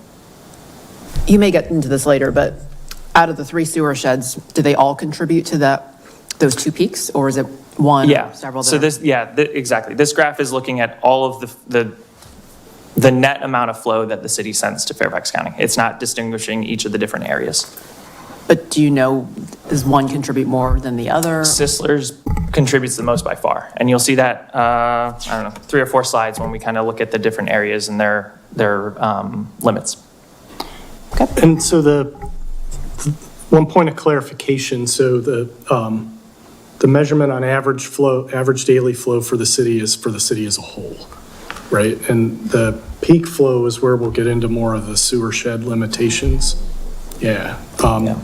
And so, it comes in from all 3 sewer sheds, but we're really managing to the top line number where they're all added. Got it. And I think you talk about this later on, but the sewer master plan, I guess I would love to see this projected out for 20 years, right? To say, based on the plan, organic growth that we have in the city and planned growth, what does this look like for 20 years? So that we're not doing 5-year increments, but ideally do it for 20-year plans. Sure. And it sounds, so anyway, we'll get to that, but like this, but I think it's helpful to think further out. Can you go back to, let's see, you went back to 2014 in this chart. Can you go back to 2010? Can you go back to 2000? The blue line? The data is not as reliable. So this data, they have, I think it's 15-minute data that's provided for all this. Once we go back farther than that, the data that we had to analyze, it was monthly. So it's not as granular, and it's not giving you as good a resolution as this.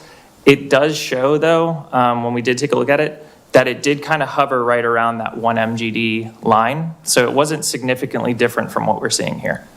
And that was all the way back to, I think, 1995, maybe. So it hovered around, It was between 0.8 and 1.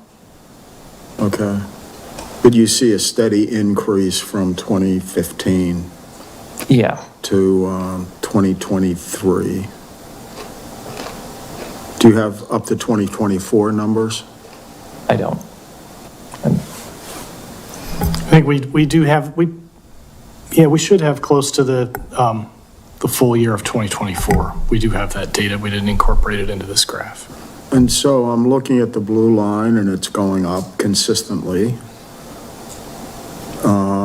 Am I reading it right that it's bumping up against the current limit and will probably exceed it at some point, but it seems to be well below the proposed new limit?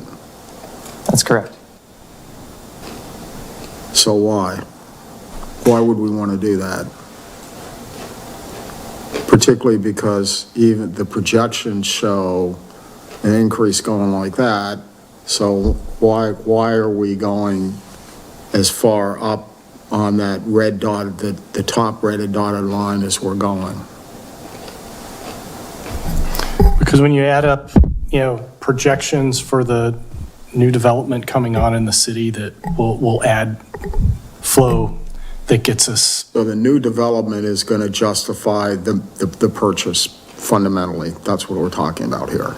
Because we're still below the current level. So we're really talking about new development requiring the change from the lower red line to the top red line, which is the 8 million. That's correct. Okay, thanks.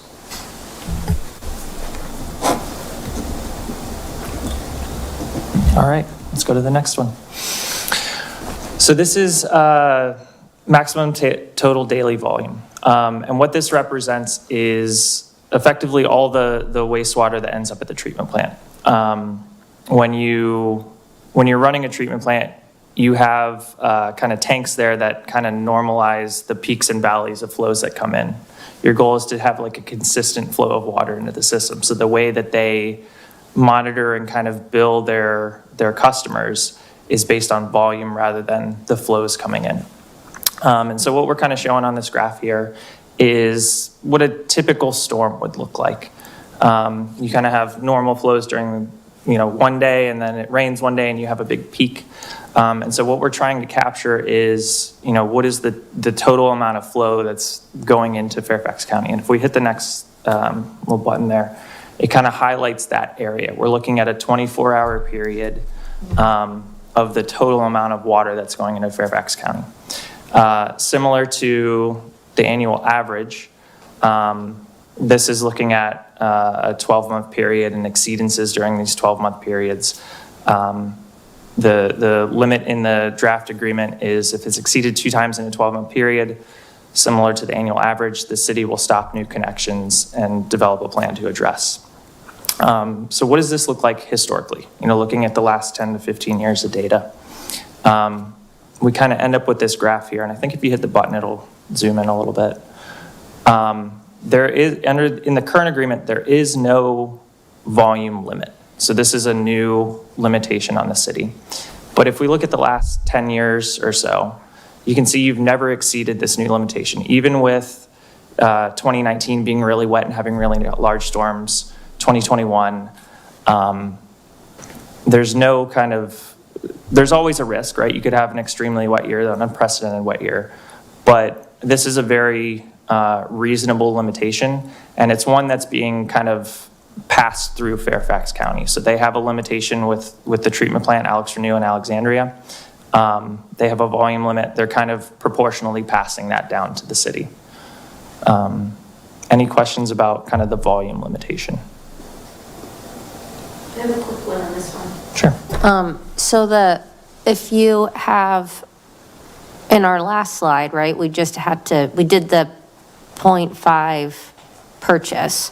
And so here, if we're seeing some spikes, above or at 2.5 in April 2018, July 2019, what is the risk that we are going to approach that 3 more, the potential exposure of hitting or exceeding 3 twice in a 12-month cycle, for example? Because you have like more in the pipe to begin with, right? And so what might that look like if you're superimposing the increased capacity on this chart? So that is looking at flow projections, right? And looking at climate change and looking at, performing a risk analysis. I don't believe that the city's performed that just yet. But when we talk about kind of that equalization tank down in Cavalier Trail Park, that's part of that analysis as well, is, exactly how big does this tank need to be? How does climate change, how does increased flows, how does that play into the sizing of that tank? And I think that'll help influence, what these daily volumes could be. We're obviously experiencing, bigger storms and more rain, but how is that going to increase in the next 50, 70 years? And there's another piece of this too, is Fairfax is going to need to make infrastructure improvements as well in the next 30 to 50 years. So there's the opportunity there to size that infrastructure to support whatever the city may need. The city will have they'll have a seat at the table, but they'll also have some sort of cost associated with that as well. And that's the opportunity to understand and plan for, what capacity does the city need in the future. So I guess to answer your question, I don't know exactly. It's always a risk, but just based on the last 10 years and, we're kind of going through climate change, it doesn't seem like this is one that would get exceeded regularly. Okay, and I guess I only ask, and we'll get to this, so I don't want to get ahead of it, but when we're talking about the terms of the purchase agreement and the exceeding something like the daily volume or that 3.0. I guess I'm just interested in what modeling could we do, or what modeling should we be doing to understand the risk exposure for something like stopping connections? And if we approve a site plan, for example, and that builder goes to build, and then, it's like, well, you can't have a new connection, like, what does that mean in terms of potential liability and exposure for the city, kind of at that moment with respect to even that project, if we've approved it, but we can't actually deliver the connections that we've said to go ahead and do. And so I guess that may be previewing for you the questions I'm going to be asking when we get to those terms, given that I can't tell like what this might look like with the additional capacity superimposed on top of it. You seem like you might be really interested in a sewer master plan. Yeah, would love a sewer master plan. Let's do it. All right. Can I ask one more? Yeah, I'm sorry. One more. Yes, go ahead. So the previous set of slides were more the total number of flushes per day. This slide is more what happens when we have those same total number of flushes, plus we have a lot of rain. So they're both kind of the same. So Oh, they are, okay. Yeah. So I think what this helps to take into account is, let's say you have a big storm, right? And you build this equalization facility. You're not sending all that flow at once to Fairfax County, right? You're storing some of that in the tank. But you have to get that water there somehow. So at some point, that volume of water is going into Fairfax County and down to the plant, but you're not getting like these huge peaks in flow. And the last slide that we looked at averaged 12 months of data, right? So it wasn't just looking at the peak flow in one day. It was looking at all of the flows for an entire year and averaging it out. So it really gets rid of all those big peaky storms you would have, whereas this is looking at the volume over, a day or two. It's still got to get to the plant. So this kind of is somewhere between an annual average and that peak flow that we're going to talk about in the next couple of slides. Go ahead. All right, so the conveyance peak flow. So I'll explain this pretty quick, but expanding on what I just said, this is looking at how much flow are you sending to Fairfax County in an instant, right? In kind of like a 5-minute period or 15-minute period. And the way the agreement's written is it's not just, so they have meters that record flow every 15 minutes. You're not just looking at the maximum value every 15 minutes. You're taking 4 of these and you're averaging them together to get an hourly average. So if you click the little button there, we can look at our same storm and we can look at a specific area where the flows are highest, and you're averaging over that entire period. So while you may have a flow that's, really high, when you average it over an hourly period, you kind of get that red line that's kind of hard to see on there. But it's something less than kind of that absolute peak that you're metering. And this is where that peak flow limit comes in, and where we'll talk about on the next slide how the different subsheds have different limits. So looking back at that, the areas that we talked about a few slides ago, Sisler's, it's the biggest area. It has the most, average flow. It has the highest peak flows in the proposed agreement. That's indicative of just all of the volume of water that's coming through that system, and where a lot of the development's occurring as well. So similar to kind of the last two metrics, again, if you exceed the peak flows 2 times in a 12-month period, the city's going to develop a study to try to figure out where those flows are coming from and ways to prevent them from getting into the system. That's kind of what's meant there by an inflow study. The second threshold, I guess, is if you exceed it continually, so I guess more than 2 times, Fairfax is going to restrict the flows coming into their system. Their goal here, and this is, when we talk about peak flow, this is kind of that instantaneous amount of flow getting in. When you send all that down the line, it has to go somewhere. And if it doesn't fit in the pipe, it's backing up laterals or other sewers and potentially getting into basements or buildings or coming out of the ground. So their goal here really is just to protect their customers and the people downstream from excess flow that could be contributing to issues. So let's look at kind of what that looks like historically. So this shows kind of, I guess what you were getting at is, you know, what are kind of those instantaneous peaks, or what are those hourly peaks, and how do they impact the system over a day? So we can see here the lower line again is the current limit, the upper line is the proposed limit. There are a couple of times where the city's exceeded that proposed limit. Again, these were really wet years.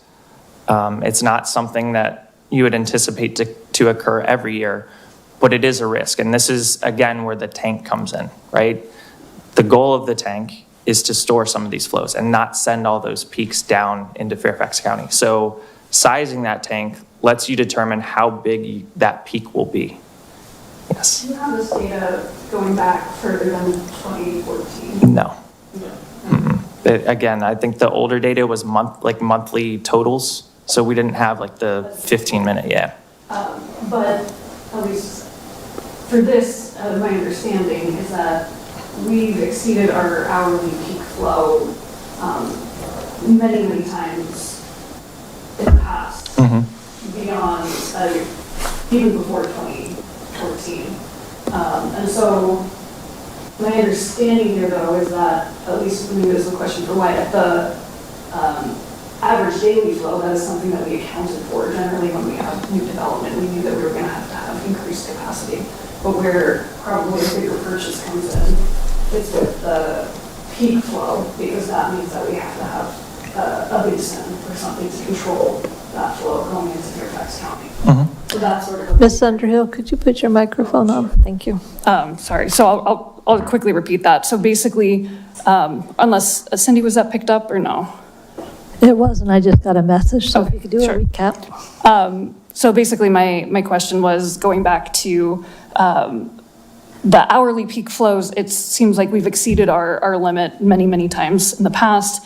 And so when we looked at something like average daily flow and that increasing over time, we had budgeted in or had prepared for a case where we need to go to Fairfax County to potentially renegotiate this agreement and add more capacity. And that was something that we had expected. Going to this hourly peak flow, though, that's where a lot of the costs come in terms of having to build a basin. That's sort of the bulk of the cost that we're going to face here is building a basin, but we're addressing a legacy issue here and not necessarily new development. Right. Would you say that's correct? Yeah. Okay. Yeah, this is all based on rainfall, right? Older systems, they're leakier. They end up with defects in them, like holes and cracks and stuff, and that water finds ways to get into the system. So we'll kind of talk about ways to address that at the end, but I mean, that's really what's kind of happening here is you have an older system, a lot of things have been grandfathered in, and a lot of that water is getting into the system that, you know, in systems that are 10 years old, you're not having these drastic peaks as much. So yeah, it's kind of it's a legacy issue, and, you know, Falls Church isn't the only one who's dealing with this. Fairfax has issues with it, Alexandria, Arlington. It's just when this area was developed, these are the problems that are occurring in the region. So it's not something that's unique to the city. It's just, you're kind of at the mercy of what Fairfax's system can handle right now. A corollary to that question, because obviously you have more intense storms with climate change, do you find that everyone in the region also has more issues with peak flows? Peak flows and flooding, yeah. And I think you've probably seen a lot of the flooding in the news. Yeah, that water's going somewhere, right? It's either above ground or it's below ground somewhere. It's not disappeared. So yeah, a lot of different utilities in the region, they have issues with peak flows, and they're grappling with the same things. How do we address this? How do we keep the water out? What do we do with the water that's already in the system? There's not a silver bullet to address it. Everybody's kind of trying to figure out what to do for their unique areas or their unique systems. And I think the city's in the same situation. It's just, you have to evaluate everything and plan and look at what climate change will be and what projected storms could be and what the risk is, right? Because at the end of all this, the money's got to be spent on infrastructure. But do you oversize something for a storm that may never occur? Do you undersize something for storms that you're getting regularly? It's kind of that risk analysis of what do you build and how much do you spend? So, looking at this chart 13, so we've had 1, 2, 3, 4, 5, 6, 7, maybe 8 exceedances in 12 years where we exceeded the current requirement. How do you have a similar chart for Fairfax County? I don't. I'd be interested in that, number one. Number two, so Fairfax County has basically given us a choice. If you exceed a certain MGD, you'd stop development, or we can spend $10 million, tear up a park, and build a big holding tank. Is that basically the option that Fairfax County is giving us? And so to maintain development, we're going to spend $10 million for a holding tank. So there aren't peak flow constraints like are being proposed on the new agreement in the existing agreement. And the fact that we've got to go back to Fairfax County for an additional purchase of 500,000 gallons has opened the door for new requirements to be imposed upon the city. So, but my understanding is that, I don't mean to cut you off, but the tank is being built for the exceedances, right? When we exceed, we're buying more. Correct. And then we're also then spending $10 million for a tank in the rare circumstance where the upper limit may be exceeded X number of times. And Fairfax County, as I understand the description, has said, we're going to offer you two choices, or there are two choices. Choice number one is you got to have these exceedances, a certain number of them. We're going to say to you, you have to cut off development. But we've said, oh no, we don't want to cut off development. Instead, we're going to spend $10 million for a tank, for a holding tank. That seems to me the choice, the policy choice that we're making with the proposal here. Thoughts on that one? In addition to the policy choice to buy more. So it sounds, I don't think that is an accurate statement of what the tank is for, but I also don't know if I can state what the accurate statement is. So I'm probably the least qualified person at the table to be answering this, but I think the tank is needed even without new development to ensure that the development that we've entitled but maybe hasn't been built doesn't exceed the capacity that we're purchasing. Is that Maybe I'll just jump in. I mean, so we've known for a decade plus that we're going to need to buy additional capacity. It's in our 6-year CIP. It's, when you have growth, you plan for it, and we have. What sort of the inject into the discussion was to deal with these peaks. They want us to shave these peaks. And every one of these peaks is a named storm. Every one of them is a day that lives in every one of our memories. The big one being, of course, July 10th, 2019. But then, that next one is July 11th, 2020. I mean, we remember all these days. These are, so they want us to capture those peaks so that we're not surcharging downstream of their system. I do think it's a fair question of understanding our level of effort to deal with I&I relative to everyone else's effort. I think just in terms of what our ratepayers will experience to build that detention basin to shave this peak is proportionally higher than the ratepayers in Fairfax County. And I think that's just a fact. That's a mathematical fact.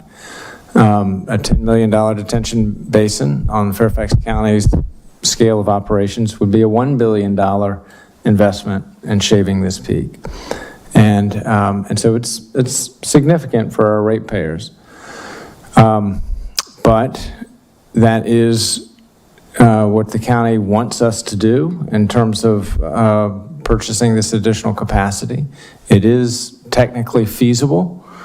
We've also financially modeled it about how we would go about trying to do this. We haven't done preliminary engineering on the tank. We've done some conceptual engineering. But what we would be committing to with this purchase agreement is to work to shave these peaks. And if we don't, then there are some mechanisms. And that's what we want to talk with you about tonight, just so everyone has good visibility about what those mechanisms are. If there are multiple exceedances in a set period of time, then the consequence can be a moratorium on new hookups until we've gone through a period of time where we haven't had these exceedances. So and that could either rather- be because of nature not raining hard, or it could be because of an engineering intervention. We're proposing an engineering intervention so that we can manage it. So the policy that's embedded here is for those few exceedances, rather than run the risk of our development, would be halted temporarily. We now agree instead are going to spend $10 million for a tank. And that's fundamentally the choice here. I mean, I would Part say to that. And then there's another choice with regard to the increased average capacity. But I'm trying to get this to a policy level. What are the policy options, and what are we deciding, and why? And one further question I have, which has not been answered, which is, what is the contribution of the mixed-use development that has occurred in the last 20 years to either the maximum daily or the need for more? And I want to put a dollar sign on that so people know this is the cost of development. so. When we talk about the cost of the purchase and the cost of the expanded pipes, which we plan for, they equal out roughly with the availability fees that we've been charging. It's about $20 million each. We've collected $20 million, or are in the process of collecting $20 million in availability fees. We've so far spent $10 million on running the sewer line up to serve the high school and to serve the West Falls development, and to do the pipe bursting so that it can handle further growth in that corridor. So we have a balance of about $5 million left. $4 million is still going to be coming in from the additional payments that will be coming in over the next couple of years. What's new is this detention basin, and that's the kind of the inject into this whole discussion. And that is why we've had so many discussions about how to finance this. And we did lay out with the council at an earlier work session a plan by which we would do that in an environment where we keep the rates essentially rising on a regular basis with CPI, not with a large spike in rates just to pay for the detention basin. And so that's what we've modeled, and that's what we think is technically feasible. Now, as we go into more preliminary engineering on this detention basin, we're going to learn more, and things could change. But those are the facts as we know them right now. Justine? So, let me just continue. So I'm not asking right now how you finance the tank, but rather asking, Fairfax County is basically given a choice. You may have an exceedance in the future, and in which case you can stop development, or we spend $10 million on this tank. So in essence, we're saying that the taxpayers are going to take the cost, are going to pay for the cost for this tank in order to allow for more development in the future. That's what we're saying. I wouldn't characterize it that way. I don't know that Fairfax County would agree to the capacity purchase with us at all if we didn't agree to do something to address the peak flow. Well, So I don't think we have a choice to say, well, we're just going to just take the moratorium whenever it comes and just live with whatever happens. They're expecting us to lay out a plan to properly deal with the peak flow. The teams looked at various different options, and the recommendation, I think from an engineering standpoint, is what's been presented to you all. So I think if we went back to Fairfax County and said, yeah, we're just not going to do that, I don't know that they would agree to this capacity purchase. And I think there's another risk here by not building the tank, is that kind of that last threshold is, if you continue to exceed, they physically restrict the flows, right? Because they're trying to protect their customers and their system. That water has to go somewhere, and it's going to stay in the city's system and back up. So you would likely end up with a tank regardless to do something with that extra water that's still in the system and not flowing into Fairfax County. The way that I characterize it is this. Basically, Fairfax says we'll give you more capacity if you fix a legacy issue. And so we've been breaching our contract with Fairfax for decades, and even before the mixed-use development. And so Fairfax wants us to hold up to the contract that we've previously agreed to. And so whether or not we get more capacity or not, we still need to hold up to that previous agreement that we had since, I think, 1978, or all the way back to the 1970s. Is one spin on that just that, and I agree with you, Justine, is one spin on that simply, though, that the purchase agreement is contributing to the urgency of the legacy issue because the pipes are the same size and you're putting more sewage in that pipe on a daily basis because of all the entitlements and all the development that we've had. And so you don't have kind of any more space in the same pipe for the additional I&I that we're continuing to see from the legacy issue. So they're not mutually exclusive. It's fully intertwined, which is why Fairfax is saying you have to make this purchase agreement because, and we have to do it because we've entitled all of that, all of those connections that are putting us at 1.5, but it also has to be contingent on the legacy issue because you can't separate the two from one another. So it's not like an either or, it's like you've done this and now there's this problem and it's an even bigger problem. And so you have to act now and we're not going to do anything unless you do both. So I guess I would say to that, it's totally plausible that we would have to build this I&I tank regardless because we had been exceeding our flows for so long. So whether or not, so while they are tied together in this agreement, it's totally possible that Fairfax came to us and said, hey, we need you to do something about it, whether or not we actually had additional development. But in this case, they are tied.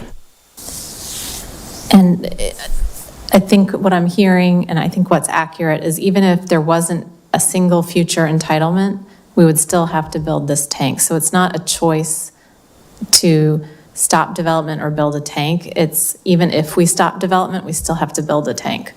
That's correct? That's, I think, the spirit of it. The spirit of it is to reduce this rainfall-induced I&I. And it's a universal problem.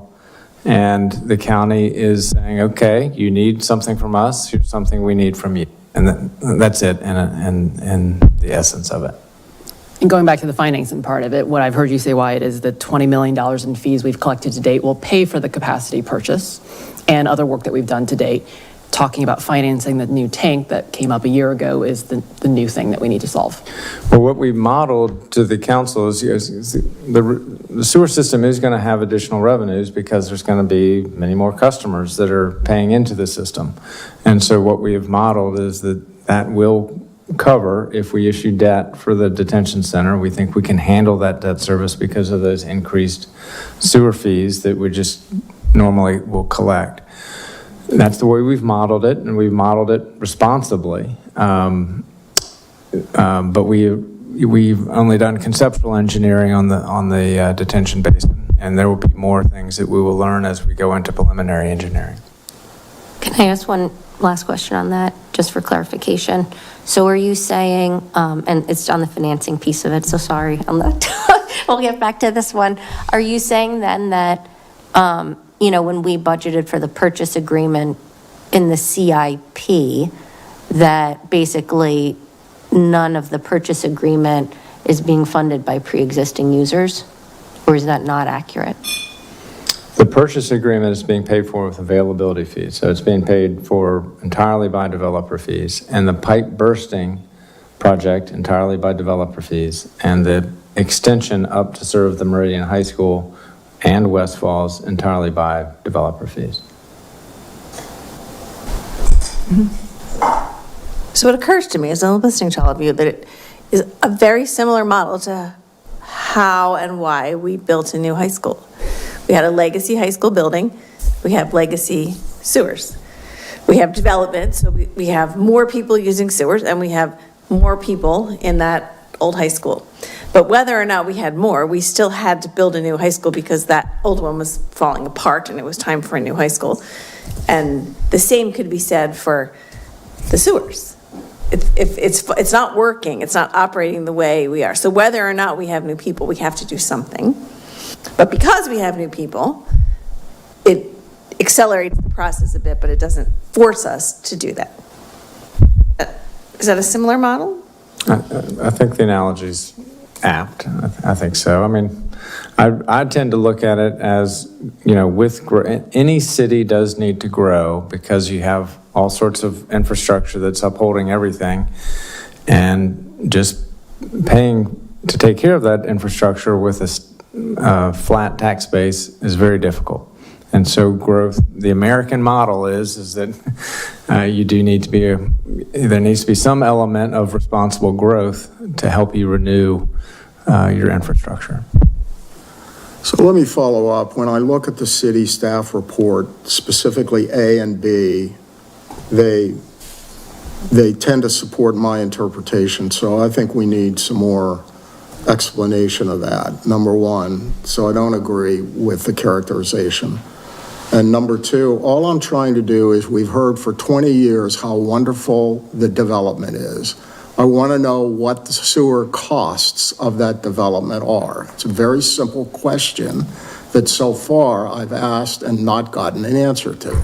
So what, in terms of sewer capacity, sewer cost to provide sewer, how much of that is attributed to the mixed-use development that we've had since 2000? Yeah, I mean, that's where the growth is. So, yeah, we've known with every project, we've modeled what the sewer flows from those projects are going to be, and we've known we were going to need to make an additional So how much of the costs that we're looking at tonight are attributable to the mixed-use developments? Well, I guess I would just say that every development has paid availability fees, and that's what's being used to make this purchase. And it was what was used to make the pipes bigger. The unforeseen thing is the detention basin. And so that is what we've been working on how we're going to finance that. And so that is outside of what the developers have paid for, is the detention basin. Is the what? Is the detention basin to shave these peaks. And that's why I'm focusing on the detention. Yeah, no, and that's the problem. That's why we've been we look at all the policy taking so much time to study this. Absolutely. That's most palatable. Right. But I do think we ought to look at the key framework terms are as follows. Term sheet with Fairfax County, A and B give a different impression.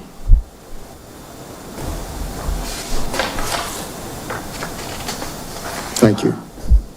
All right. Dustin, please continue. Yeah, thank you. Let's look at, we've talked about kind of the three things that are going on in the system, or the three limits that Fairfax is looking to impose. Let's look at real quick just kind of what's going on in Fairfax's system. And so what I'm going to show here in the next couple of slides are hydraulic model runs that Fairfax has done looking at their system and looking at how much water's in their system and what their system can accommodate. So this first run, and if you click real quick, I think it'll blow up a piece of this so I can kind of explain what you're looking at here. But if you kind of the black lines, that represents the pipe, right? The pipe that's underground. The blue line represents the water level in that pipe, and then brown is ground. So what we're looking at on this slide in particular is, the current agreement. What if the city's sending flows that are within the current agreement, and Fairfax has whatever flows they already have in their system, where does that water level kind of lie inside all these pipes that are downstream of the city? And so what this slide is showing is that as long as the city's within kind of their current allocation, the system operates as intended. So let's look at the next slide and look at what happens when the city asks for additional capacity in proportion to kind of that dry weather, that average daily flow allocation you're looking to acquire. You can see on the left, kind of on the upper end there, that water level is far outside the pipe, right? It's up close to the ground. And while it's still underground, we have to consider that people have basements, right? And there may be parking garages. I don't know exactly what's along this line, but for Fairfax County and for their residents and the way they're planning and looking at development, this is excessive to them. They can't accommodate this. I'm assuming that they're holding kind of their flows, whatever they've planned for the next 20 or 30 years. But, when the city's sending kind of a proportional amount to the dry weather flow, this surcharging is excessive to them. And so that's why when we look at the next slide, we have this kind of reduced peak flow allocation that Fairfax has put in the agreement. This is kind of the acceptable level of surcharging for them, what they feel their system can accommodate based on what their flows are and what they're planning for their flows to be. So the point of these couple slides was more to say, you're not necessarily getting a proportional amount of peak flow as you are kind of that dry weather flow, but this is the reason why. They're looking at what's coming and they want to make sure that they're not putting sewage in people's basements or out in the ground. Can I make one point here? And it's probably like a more macro planning for the city point on this, because I think you're answering like the tank wasn't foreseeable. And I guess to me, it's sort of like, well, is that really a good enough answer for what's foreseeable and what isn't foreseeable? Because it seems like our modeling and our availability fees and what we were asking for costs seems to be holding everything constant. This is the additional thing we want to put into a system that isn't otherwise expanding or changing. And so it's what we need going into the same infrastructure, and it's what the cost is going to be to us without taking into account what that means going into the system for everyone who's around us attached to that same system. And so if we're doing foreseeability analysis going forward, whether it's stormwater, sewer, thinking about when we talk on these sites, things are getting better, but it's still an overarching issue in terms of what the infrastructure is or isn't holding, that it may be signaling that those foreseeability studies, we need to be doing a better job with our partners earlier to get out ahead of costs that maybe should have been more foreseeable than they actually were to us. And I think that's a fair point, and it's I think a good partnership point. But I do want to make it clear that we'd had many years of discussions with the county about this purchase. They knew it was coming. They wanted it to happen. And late in the process, they said, we haven't done it yet, but we'll do this conveyance system analysis. So this chart came out of an analysis that they did in May of 2023 after we've been talking about this purchase agreement for many years. So we didn't know this. And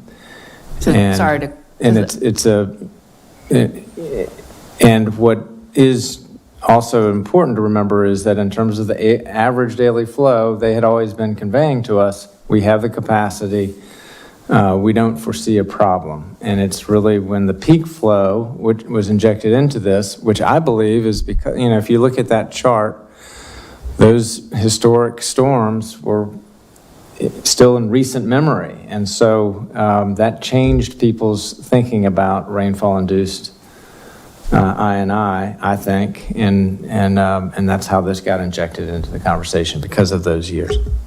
So on that foreseeability point, I think the staff report said the current agreement dates 1978, which is before some of us were born. And you're saying that we only talk about peak flow starting in 2023? No, there's been a peak flow metric in the agreement since 78. But and the need to solve it, though. But the analysis that shows, how the system is handling it is done in this chart. Now, I will say also, I'm not aware that basements actually have been overflowing downstream. That when that happens in the city, it's happened on certain neighborhoods of the city. But it hasn't been presented to us that this was a problem of property damage. It was really a problem of a modeling situation. That is what has been conveyed to us. And are normally sewer agreements like just renewed, or how do they work? Because I guess in my time, I've only been here 9 years, but do they get renewed on just an ongoing basis, or what's the frequency where this would have been? It's just in perpetuity? Once you agreed on one in 1978, it's until you... Yeah, I mean, the time where you would normally take a look at it is when it's time to buy some additional capacity. Okay. I guess to that point, moving forward, looking forward in terms of partnership and development, and you talked about but a sewer plan overarching, presumably Fairfax County is doing that when they're making the decisions on how they're going to fix their I&I and where they're going to put tanks and how that's going to impact the overarching system.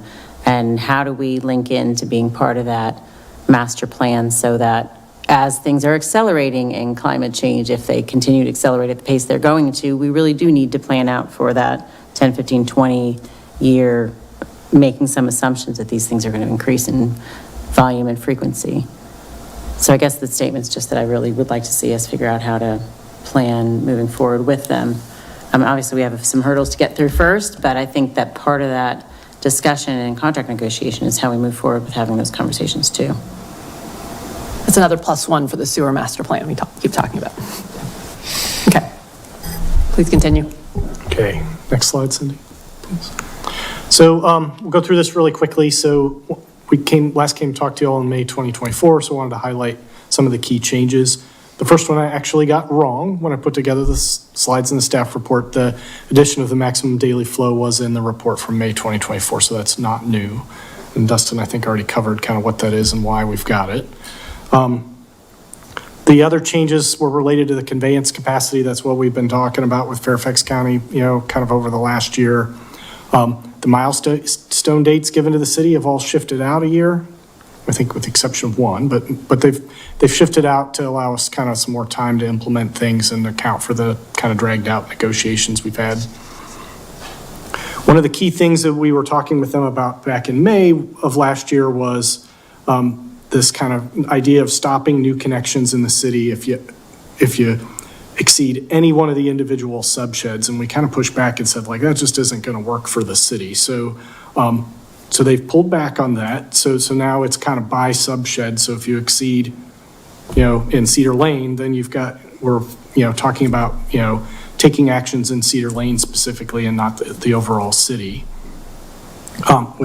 With Sally's help, we've been working on a definition of new connections with the county.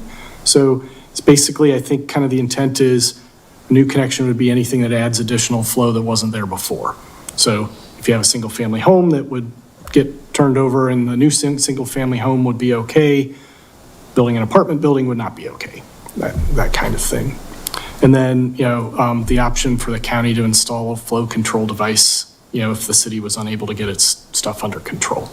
And we've covered that already, so. Can I ask a quick one on that one? Sure. There wasn't anywhere in the staff report, as far as I could tell, like an indication of what's involved in the county installing a flow control device, or like what the price would be, or who absorbs that cost. And so do you have any sense of that?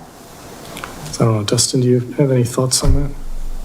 So I think it's kind of like one of those methods of last resort, right? There's still too much flow coming. We have to do something. My guess is that the county would likely pay for that, right? Because they're limiting the city's flows and protecting their residents. It's an infrastructure improvement that they deem necessary. I think as far as, in the negotiations, we've kind of gone back and forth on who would pay for it. I don't have a good sense of what something like that, what kind of project that would be? Do you have, like, It wouldn't, I mean, we're not talking about millions of dollars. You're talking about hundreds of thousands of dollars to install something like that, especially on the area that they would install it.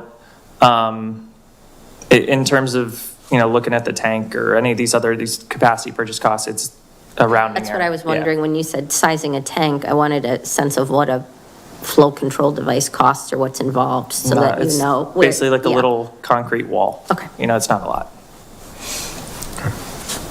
anything else? Okay.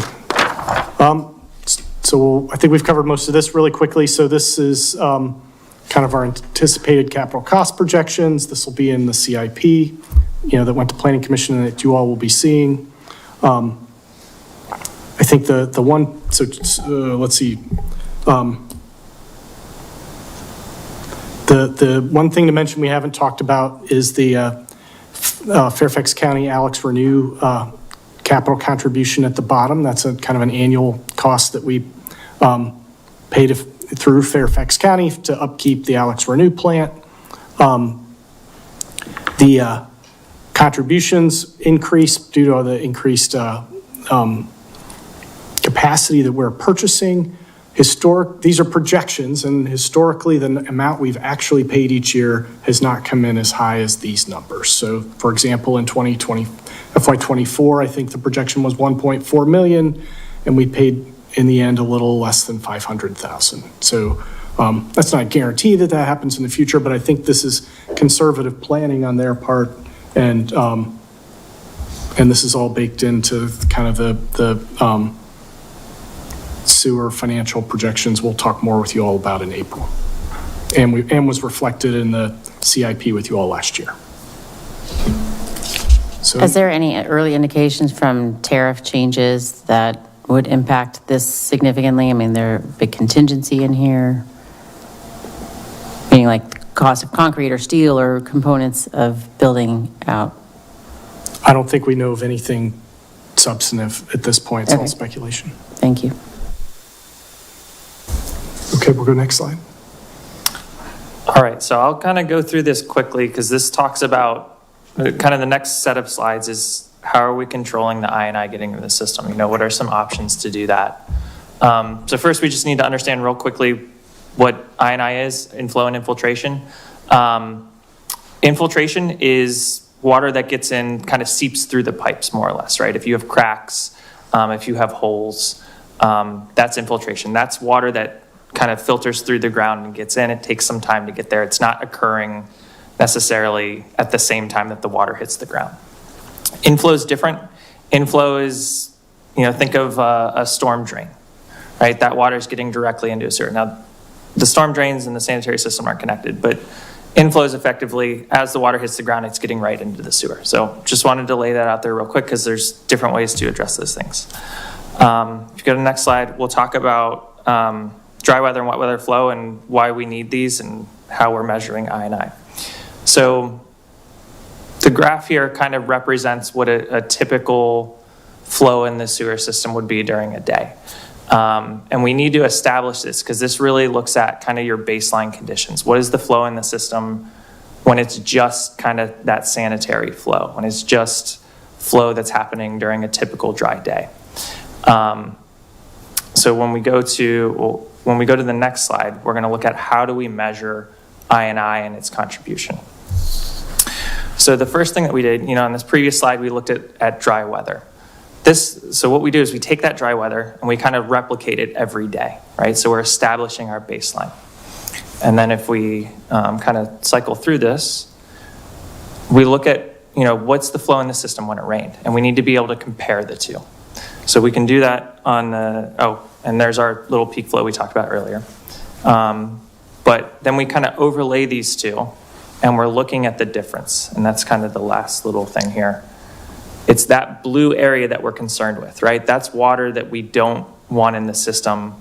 Even when you design a new system, you do plan for some I&I, but you're kind of measuring that to determine whether it's excessive, right? Is this too much I&I getting in the system, and do we need to do something to our infrastructure to address it?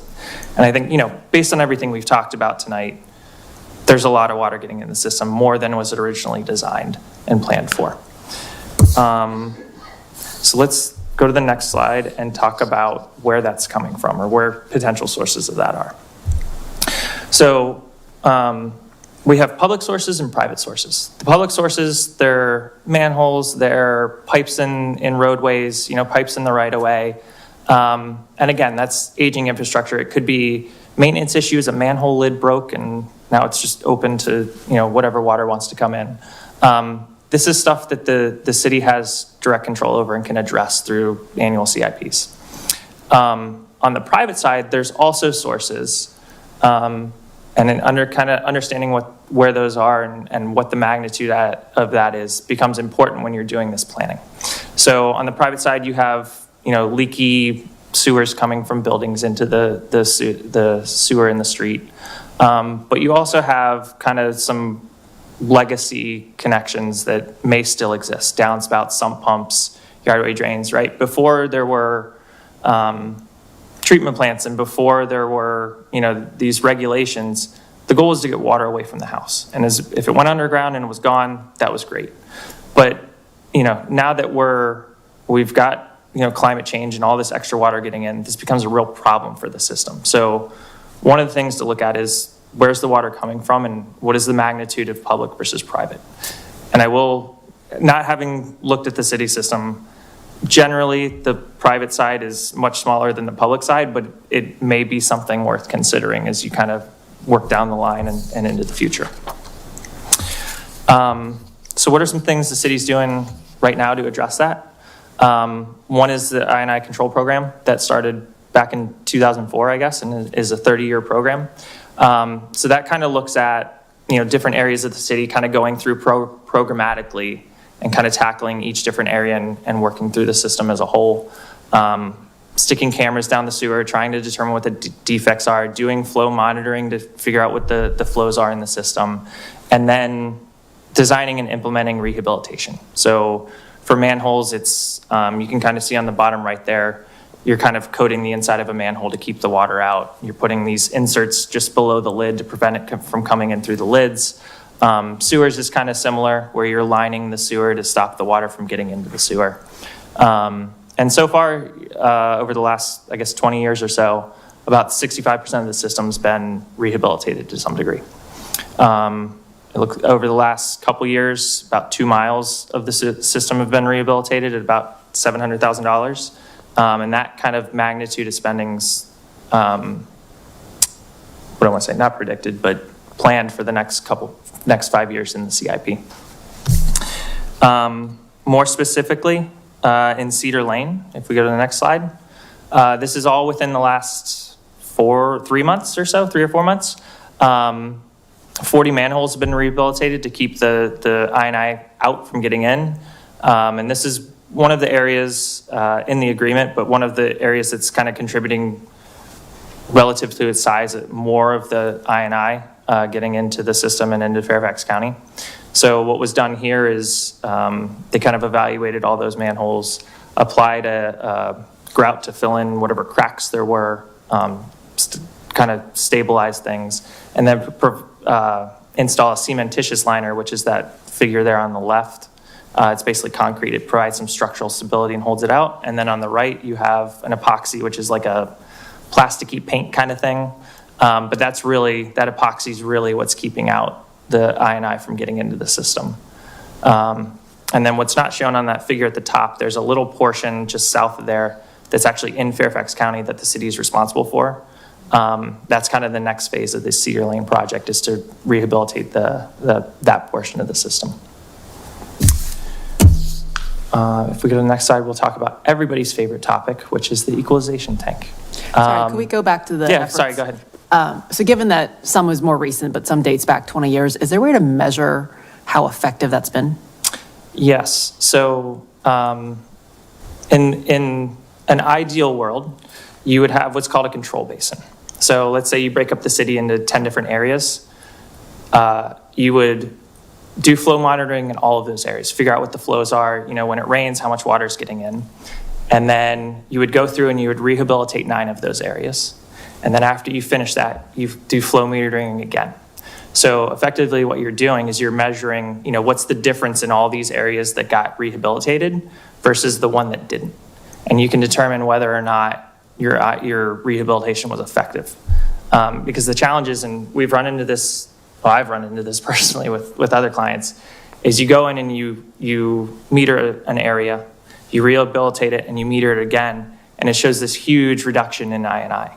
Well, the problem is it didn't rain, right? It was a drought or whatever happened. So you don't really know what you kept out of the system. So that's kind of why that control basin becomes important. But to answer your question, yeah, you can do this. If you've got data pre and post construction, you can make some assumptions about how much you kept out of the system.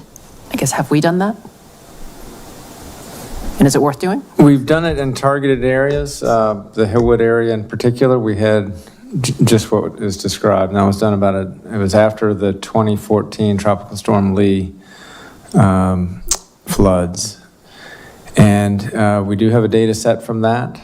And but we also, right then, were in the midst of a lot of staff turnover because we were selling the water utility. And so I think a lot of that in-house knowledge went to Fairfax Water because they managed our sanitary sewer system. So we're kind of picking it up again. I think we first talked about this when the idea of the basin was introduced like a year ago, right? Are there other things we can do to limit the I&I so that we don't have to create the big tank? Sounds like we've been doing a lot of that for 20 years, and it's probably worth measuring whether some of that has helped. Sounds like the tank is still necessary because to capture that amount, I don't think you can slow down enough upstream. And I'm seeing you. No, I don't think so. The amount that you would have to control, I don't think anybody's seeing those kind of reductions, right? When they do this I&I control, they're seeing maybe 20 or 30% reduction in kind of their I&I volumes. Y'all need like a 50% reduction, right? And it's in the time frame that Fairfax is asking for it, it's not really feasible. Okay. Please continue. Equalization tank. So I think we've talked a lot about this. I don't think I really have any new information here other than sizing will be determined this summer. I think you talked previously about 500,000 gallons, 3/4 in a 1 million gallon tank. I think we're a couple months away from determining that final sizing, and that looks at kind of climate change risk, the risk of those exceedances occurring twice in a 12-month period. That evaluation becomes really important when we're looking at the final sizing and moving into design. But the other thing too is the tank provides a lot of flexibility in the future as well, right? It not only allows for the development to occur now and to continue to occur, but it also allows you to have options of where to put flow 20 years from now. If infrastructure in Fairfax County changes and is upsized and can handle all these flows, well, now you can do something else with the tank to promote development or promote additional flows somewhere else. So it's not just solving the problem today, but it's allowing flexibility for the future. That reminds me, so we haven't talked about the force main that the Quinn project is offering, but where does that provide us flexibility? So it provides the opportunity to redirect flows from the central part of the city to Arlington County, where we do have additional capacity. And so first and foremost, it eases the decision for the Quinn development project, but also is being sized to allow additional flows from that part of the city to be sent to Arlington County in the future. Otherwise, which sewer shed would that have gone to? It all feeds into the Tinner Hill. Okay, so not Sisler necessarily, though. Correct. Okay, that's the one that we thought was most at risk, was... I think it's because it's where 80% of the city's kind of flows to Fairfax County goes. I think it's like 80, 15, and 5, or I'm looking at the numbers a little wrong. So it's the 15%, it connects in with the Sisler's subshed, right across the border in Fairfax County. So I think it does help. It does help with Sisler. And it provides the flexibility for future decisions in the city. Yeah, the tank's located to be able to control the biggest volume coming into the system. It doesn't get all of it, right? You can't control Cedars Lane, Cedar Lane. But it's the best place you could put it. Okay. So we'll go next slide, Cindy. So there's 3 future actions. We've already hit on, a couple of these, I think, as we've gone through, but 3 future actions, which we haven't started yet, but I think, kind of internally, our team all agreed, are things that we intend to do in the future. The first being the sanitary sewer master plan that it sounds like everybody's kind of supportive of. I think, a more robust planning document, partnering with our neighboring counties to, plan out future builds and the evaluation of the current system and the improvements that are needed. The goal would be to do one of these and then get on a regular cycle of updates every 5 years as the city evolves. We poured a lot of effort into, the public sector inflow and infiltration. We do believe we'll need to eventually look at private, property inflow and infiltration reduction.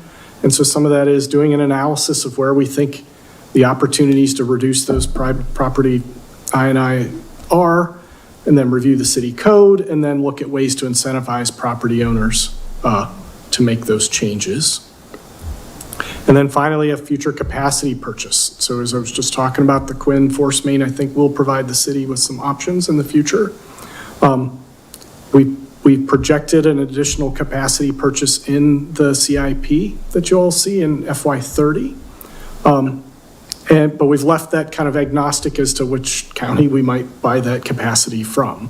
So as we've kind of talked about a bunch tonight, right, the Fairfax County system has conveyance system limitations. So either that downstream infrastructure has to be made bigger, or we've got to make some substantial progress in how we manage our peak flow to be able to approach Fairfax County for an additional purchase. I think on the Arlington County side, they've kind of shared with us that there is treatment and conveyance capacity in the county available to support additional, capacity from the city. It's a topography challenge, right? For us to leverage more Arlington County capacity, you got to pump it. And, the Quinn's force main will provide us some flexibility, but we were even talking about, could you pump some from Sisler's over there? And it's not simple, with the elevations and stuff of the city, but it's something that we can look into. So, next slide. So that brings us to the end. So, kind of we've gone through each of the kind of main components of the Fairfax County agreement for average annual average flow, hourly peak flow, and the maximum total daily volume. I think, with the existing and future infrastructure improvements and programs that we've talked about tonight, and based on our kind of review of the historical data, we think the city has a plan and should be able to meet these requirements. So, happy to take additional questions and comments and feedback from you all.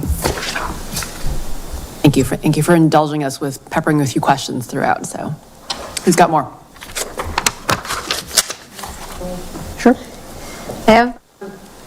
I have a couple on the Cedar Lane one, because I thought in the purchase agreement, that was one of the earlier sticking points, and I guess we now have dealt with that somewhat by isolating the subsheds, but it still seems like with the MGD and the peak flow that we're getting, like that Cedar Lane's an issue because it's at like 0.07, but the peak flow goes up to like 0.5 is the allowance, because maybe that's where there's like a lot of the I&I problems.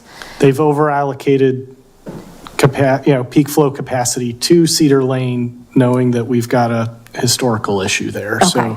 So we're even with that over-allocation, we still have a problem. And that's why Dustin was going through some of the work that Bahailu's actually been kind of facilitating in the Cedar Lane subshed for us, and very recently. So that's where we've been focusing our capital investment to make some progress. Yeah, no, that all makes sense, and I appreciate that. And I guess I was just confirming that some of those, that like we need to do a lot of contingency planning around that subshed in particular, and that we're starting to see that reflected more in the purchase agreement than was previously reflected. And I guess I'm still wondering how much Fairfax has committed to given that they have a lot of property in that subshed, of doing like their public improvements for those manholes as well.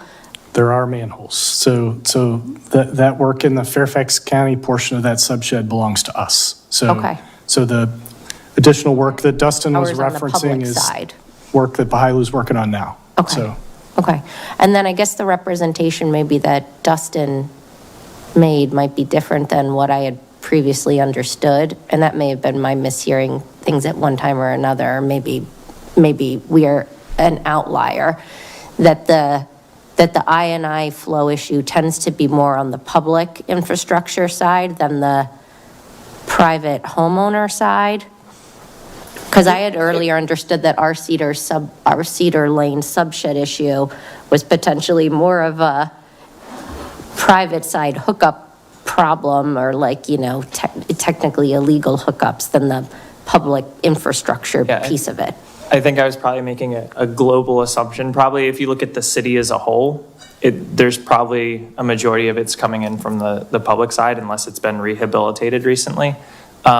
Cedar Lane, I'm not intimately familiar with, but yeah, that could absolutely be the case where there's a lot more on the private side coming in than public. It's not unheard of, but just as kind of a general rule, most of it tends to come from the public side. Okay, so then all the public responsibility for that subshed is ours, and then it would just be the same way, like how much Fairfax could affect their private homeowner decision-making, or as those houses are redeveloped into newer single-family homes, you would hope that problem would go away be over reduced. time. That's correct, right? Be reduced. I think 2/3 of the homes in that subshed are in Fairfax County. This is one of the things we were kind of, I think this is the kind of delay over the summer kind of on how we would deal with that, and why we've landed on the terms that you all saw tonight. We're tackling the public piece first because we've got the control over that. I think, once we've done that and see the effect of it, it becomes an incremental process where we'll look at exploring ways to influence the private side afterwards.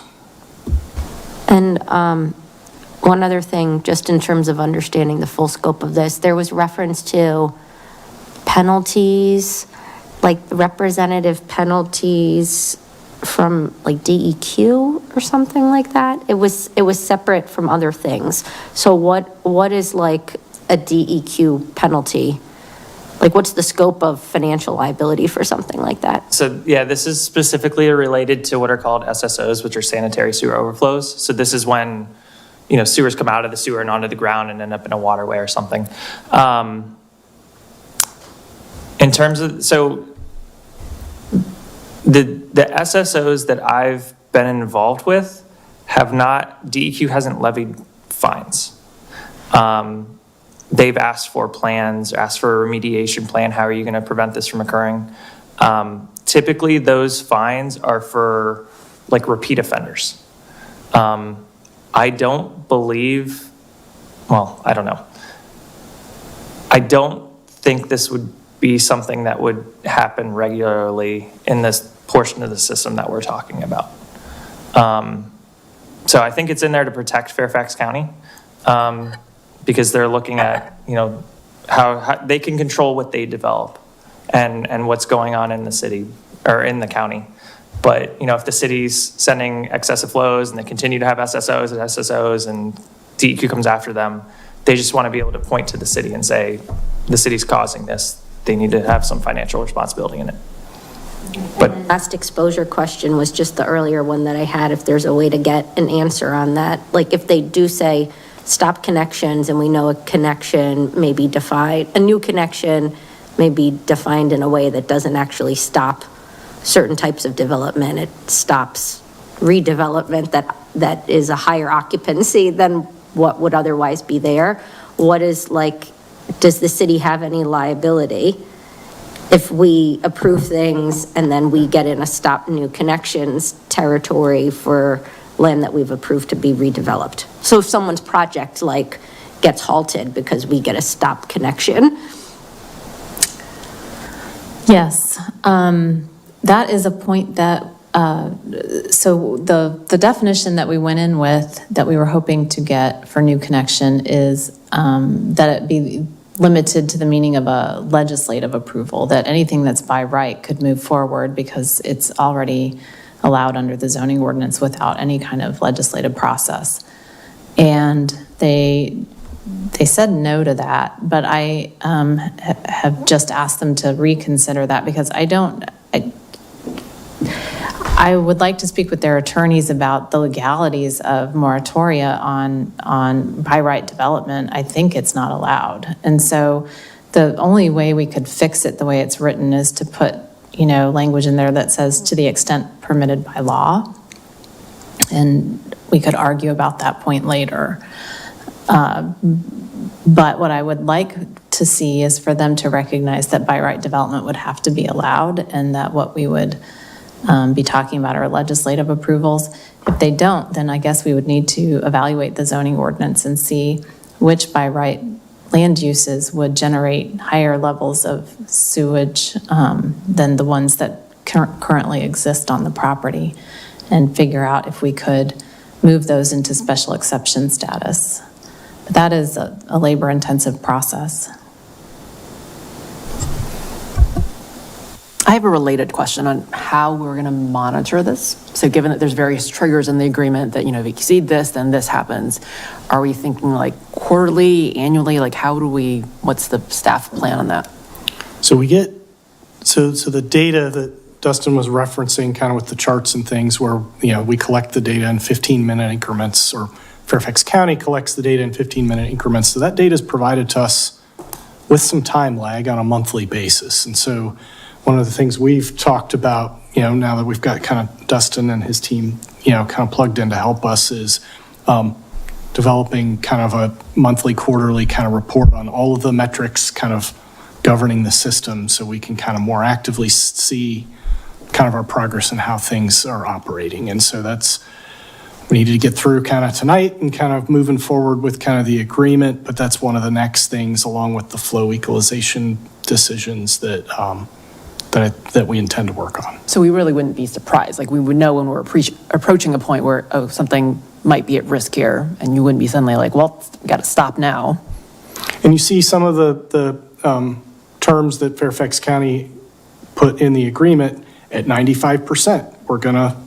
This is going to get flagged, and we're going to ask the city to come up with a plan of what they're going to do next, whether it's buy additional capacity or come up with a plan to not exceed those requirements. That's all in the spirit of what you're talking about, is so that nobody's surprised that we're actively working on something before it becomes an issue. Okay. Other questions? Justine? Just a couple notes. I'm glad to see the development that we're breaking things up. Concerned me before, and so I'm glad to see that as an improvement. The only question I had was, I noticed the June 2028 deadline. That agreement there is that we would have like something already built to manage peak flows by that date, or we would have a plan in place by that date?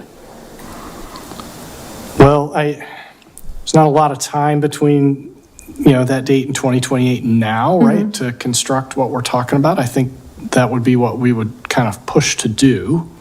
But I think that's the point in the agreement where they would expect us, where the limitations and the measurement of those kind of twice a year metrics would come into play. So they're essentially giving us a 3-year grace period on the front end to work on some of these things, to get some of these things in place. So it's in our incentive to get it built, because that'll reduce the risk of us tripping those limitations. Gotcha. Does that make sense? Yeah, that makes sense. I guess I saw that in that document. It said whether it be a sewage basin or some other option. Are there any other options besides, you mentioned pump tanks to Arlington? Are those pretty much the two options that exist?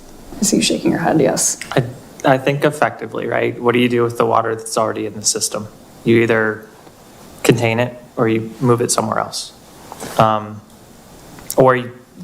third option is stop it from getting into the system to begin with, but you can't do anything in 3 years. You can't do enough in 3 years to stop that. So those are effectively your two options. Great, okay. Thank you. And the Pump Arlington piece is more about your average daily flow than dealing with a peak flow rainstorm, so. Thank you, that's all. That's more the FY30 capacity purchase, right? That's where would we send it? Correct. Okay. Other final questions? Okay. Thank you. This was helpful. Appreciate the discussion. Any final wrap-up, Wyatt, on this one? Sounds like we're going to get it back on April 7th, right? So the goal is to get back to you all on April 7th. Like, that's dependent on us kind of finalizing the document with folks in Fairfax County. So we're waiting to hear back from them. Our goal is to bring that back to you on April 7th. If that doesn't line up, we may shift out a few weeks, but the goal is to kind of try and wrap it up through, the City Council and then the Fairfax County Board of Supervisors before the end of the fiscal year. Okay. Great. Thank you very much. Thank you all.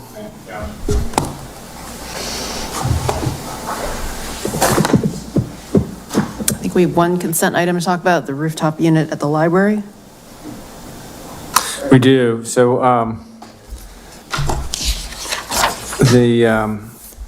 just a couple of points on this. This is, the library has 4 rooftop units. We replaced 2 of them, or we put in a new one for the expanded space and replaced one of the old ones with the library project. The council, so there are 2 old ones. One of the old ones died last summer, and the council appropriated funds to replace it, and we did that back in October, November.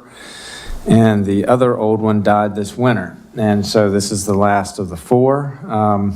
So hopefully we will not be coming back to council for any more rooftop units for the library for another decade. Am I the only one surprised that the useful life was only 11 years? Shouldn't they last longer than that?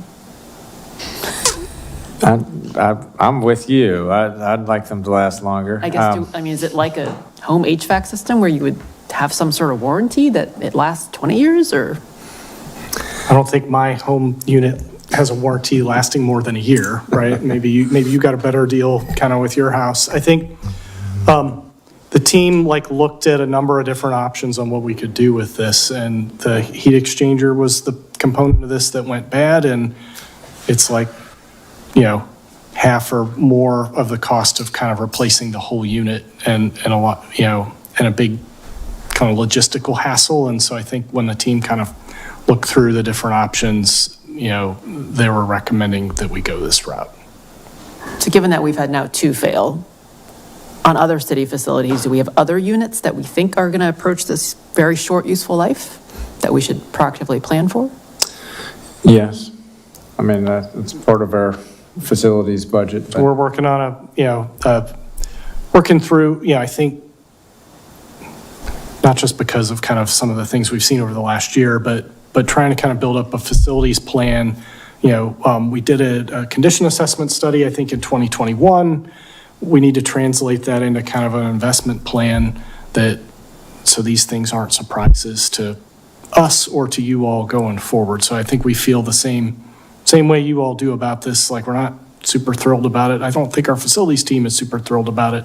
And so we're working on kind of a better set of projections so we can get ahead of these things in the future. And roll them into the big capital plans, right? Like when we did the library, if we thought, gosh, this really is going to be close to end of life, we should have just rolled it into that big plant, that big project, as opposed to replacing them one-off after the fact. So. I think some of these capital projects, you get at a point in them where if there's not enough money, you have to make decisions about what you're not going to include in the scope. And, I think we've seen some of that with this building as well as with the library. I'm happy to talk about that 2019 decision on City Hall and the library, but we'll table that. So. Yeah, I didn't mean to rehash old ground, right? But yes, ideally, when you're going to kind of make an investment in time and shut down buildings, you're going to try and take care of everything. I understand that intent.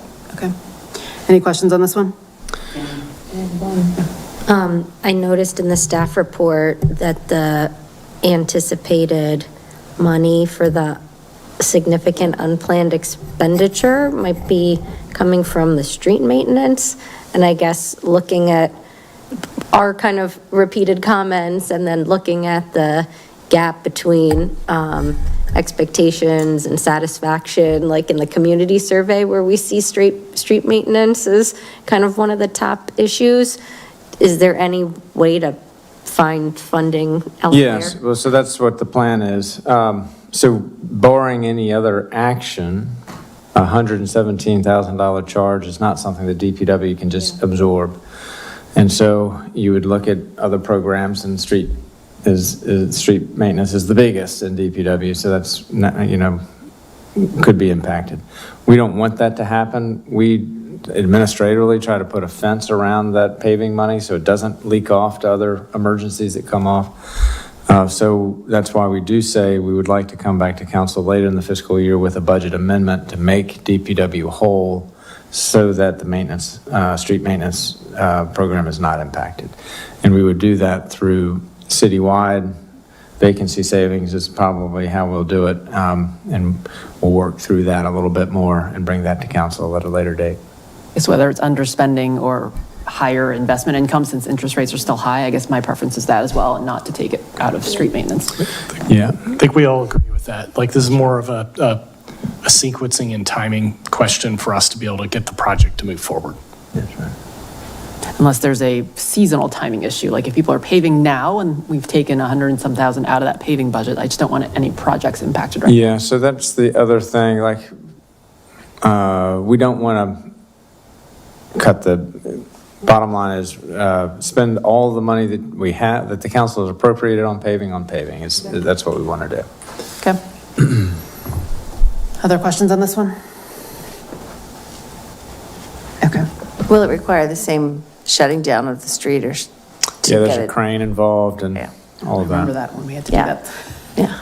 So that's another unfortunate aspect of this. Okay. Okay. Sorry.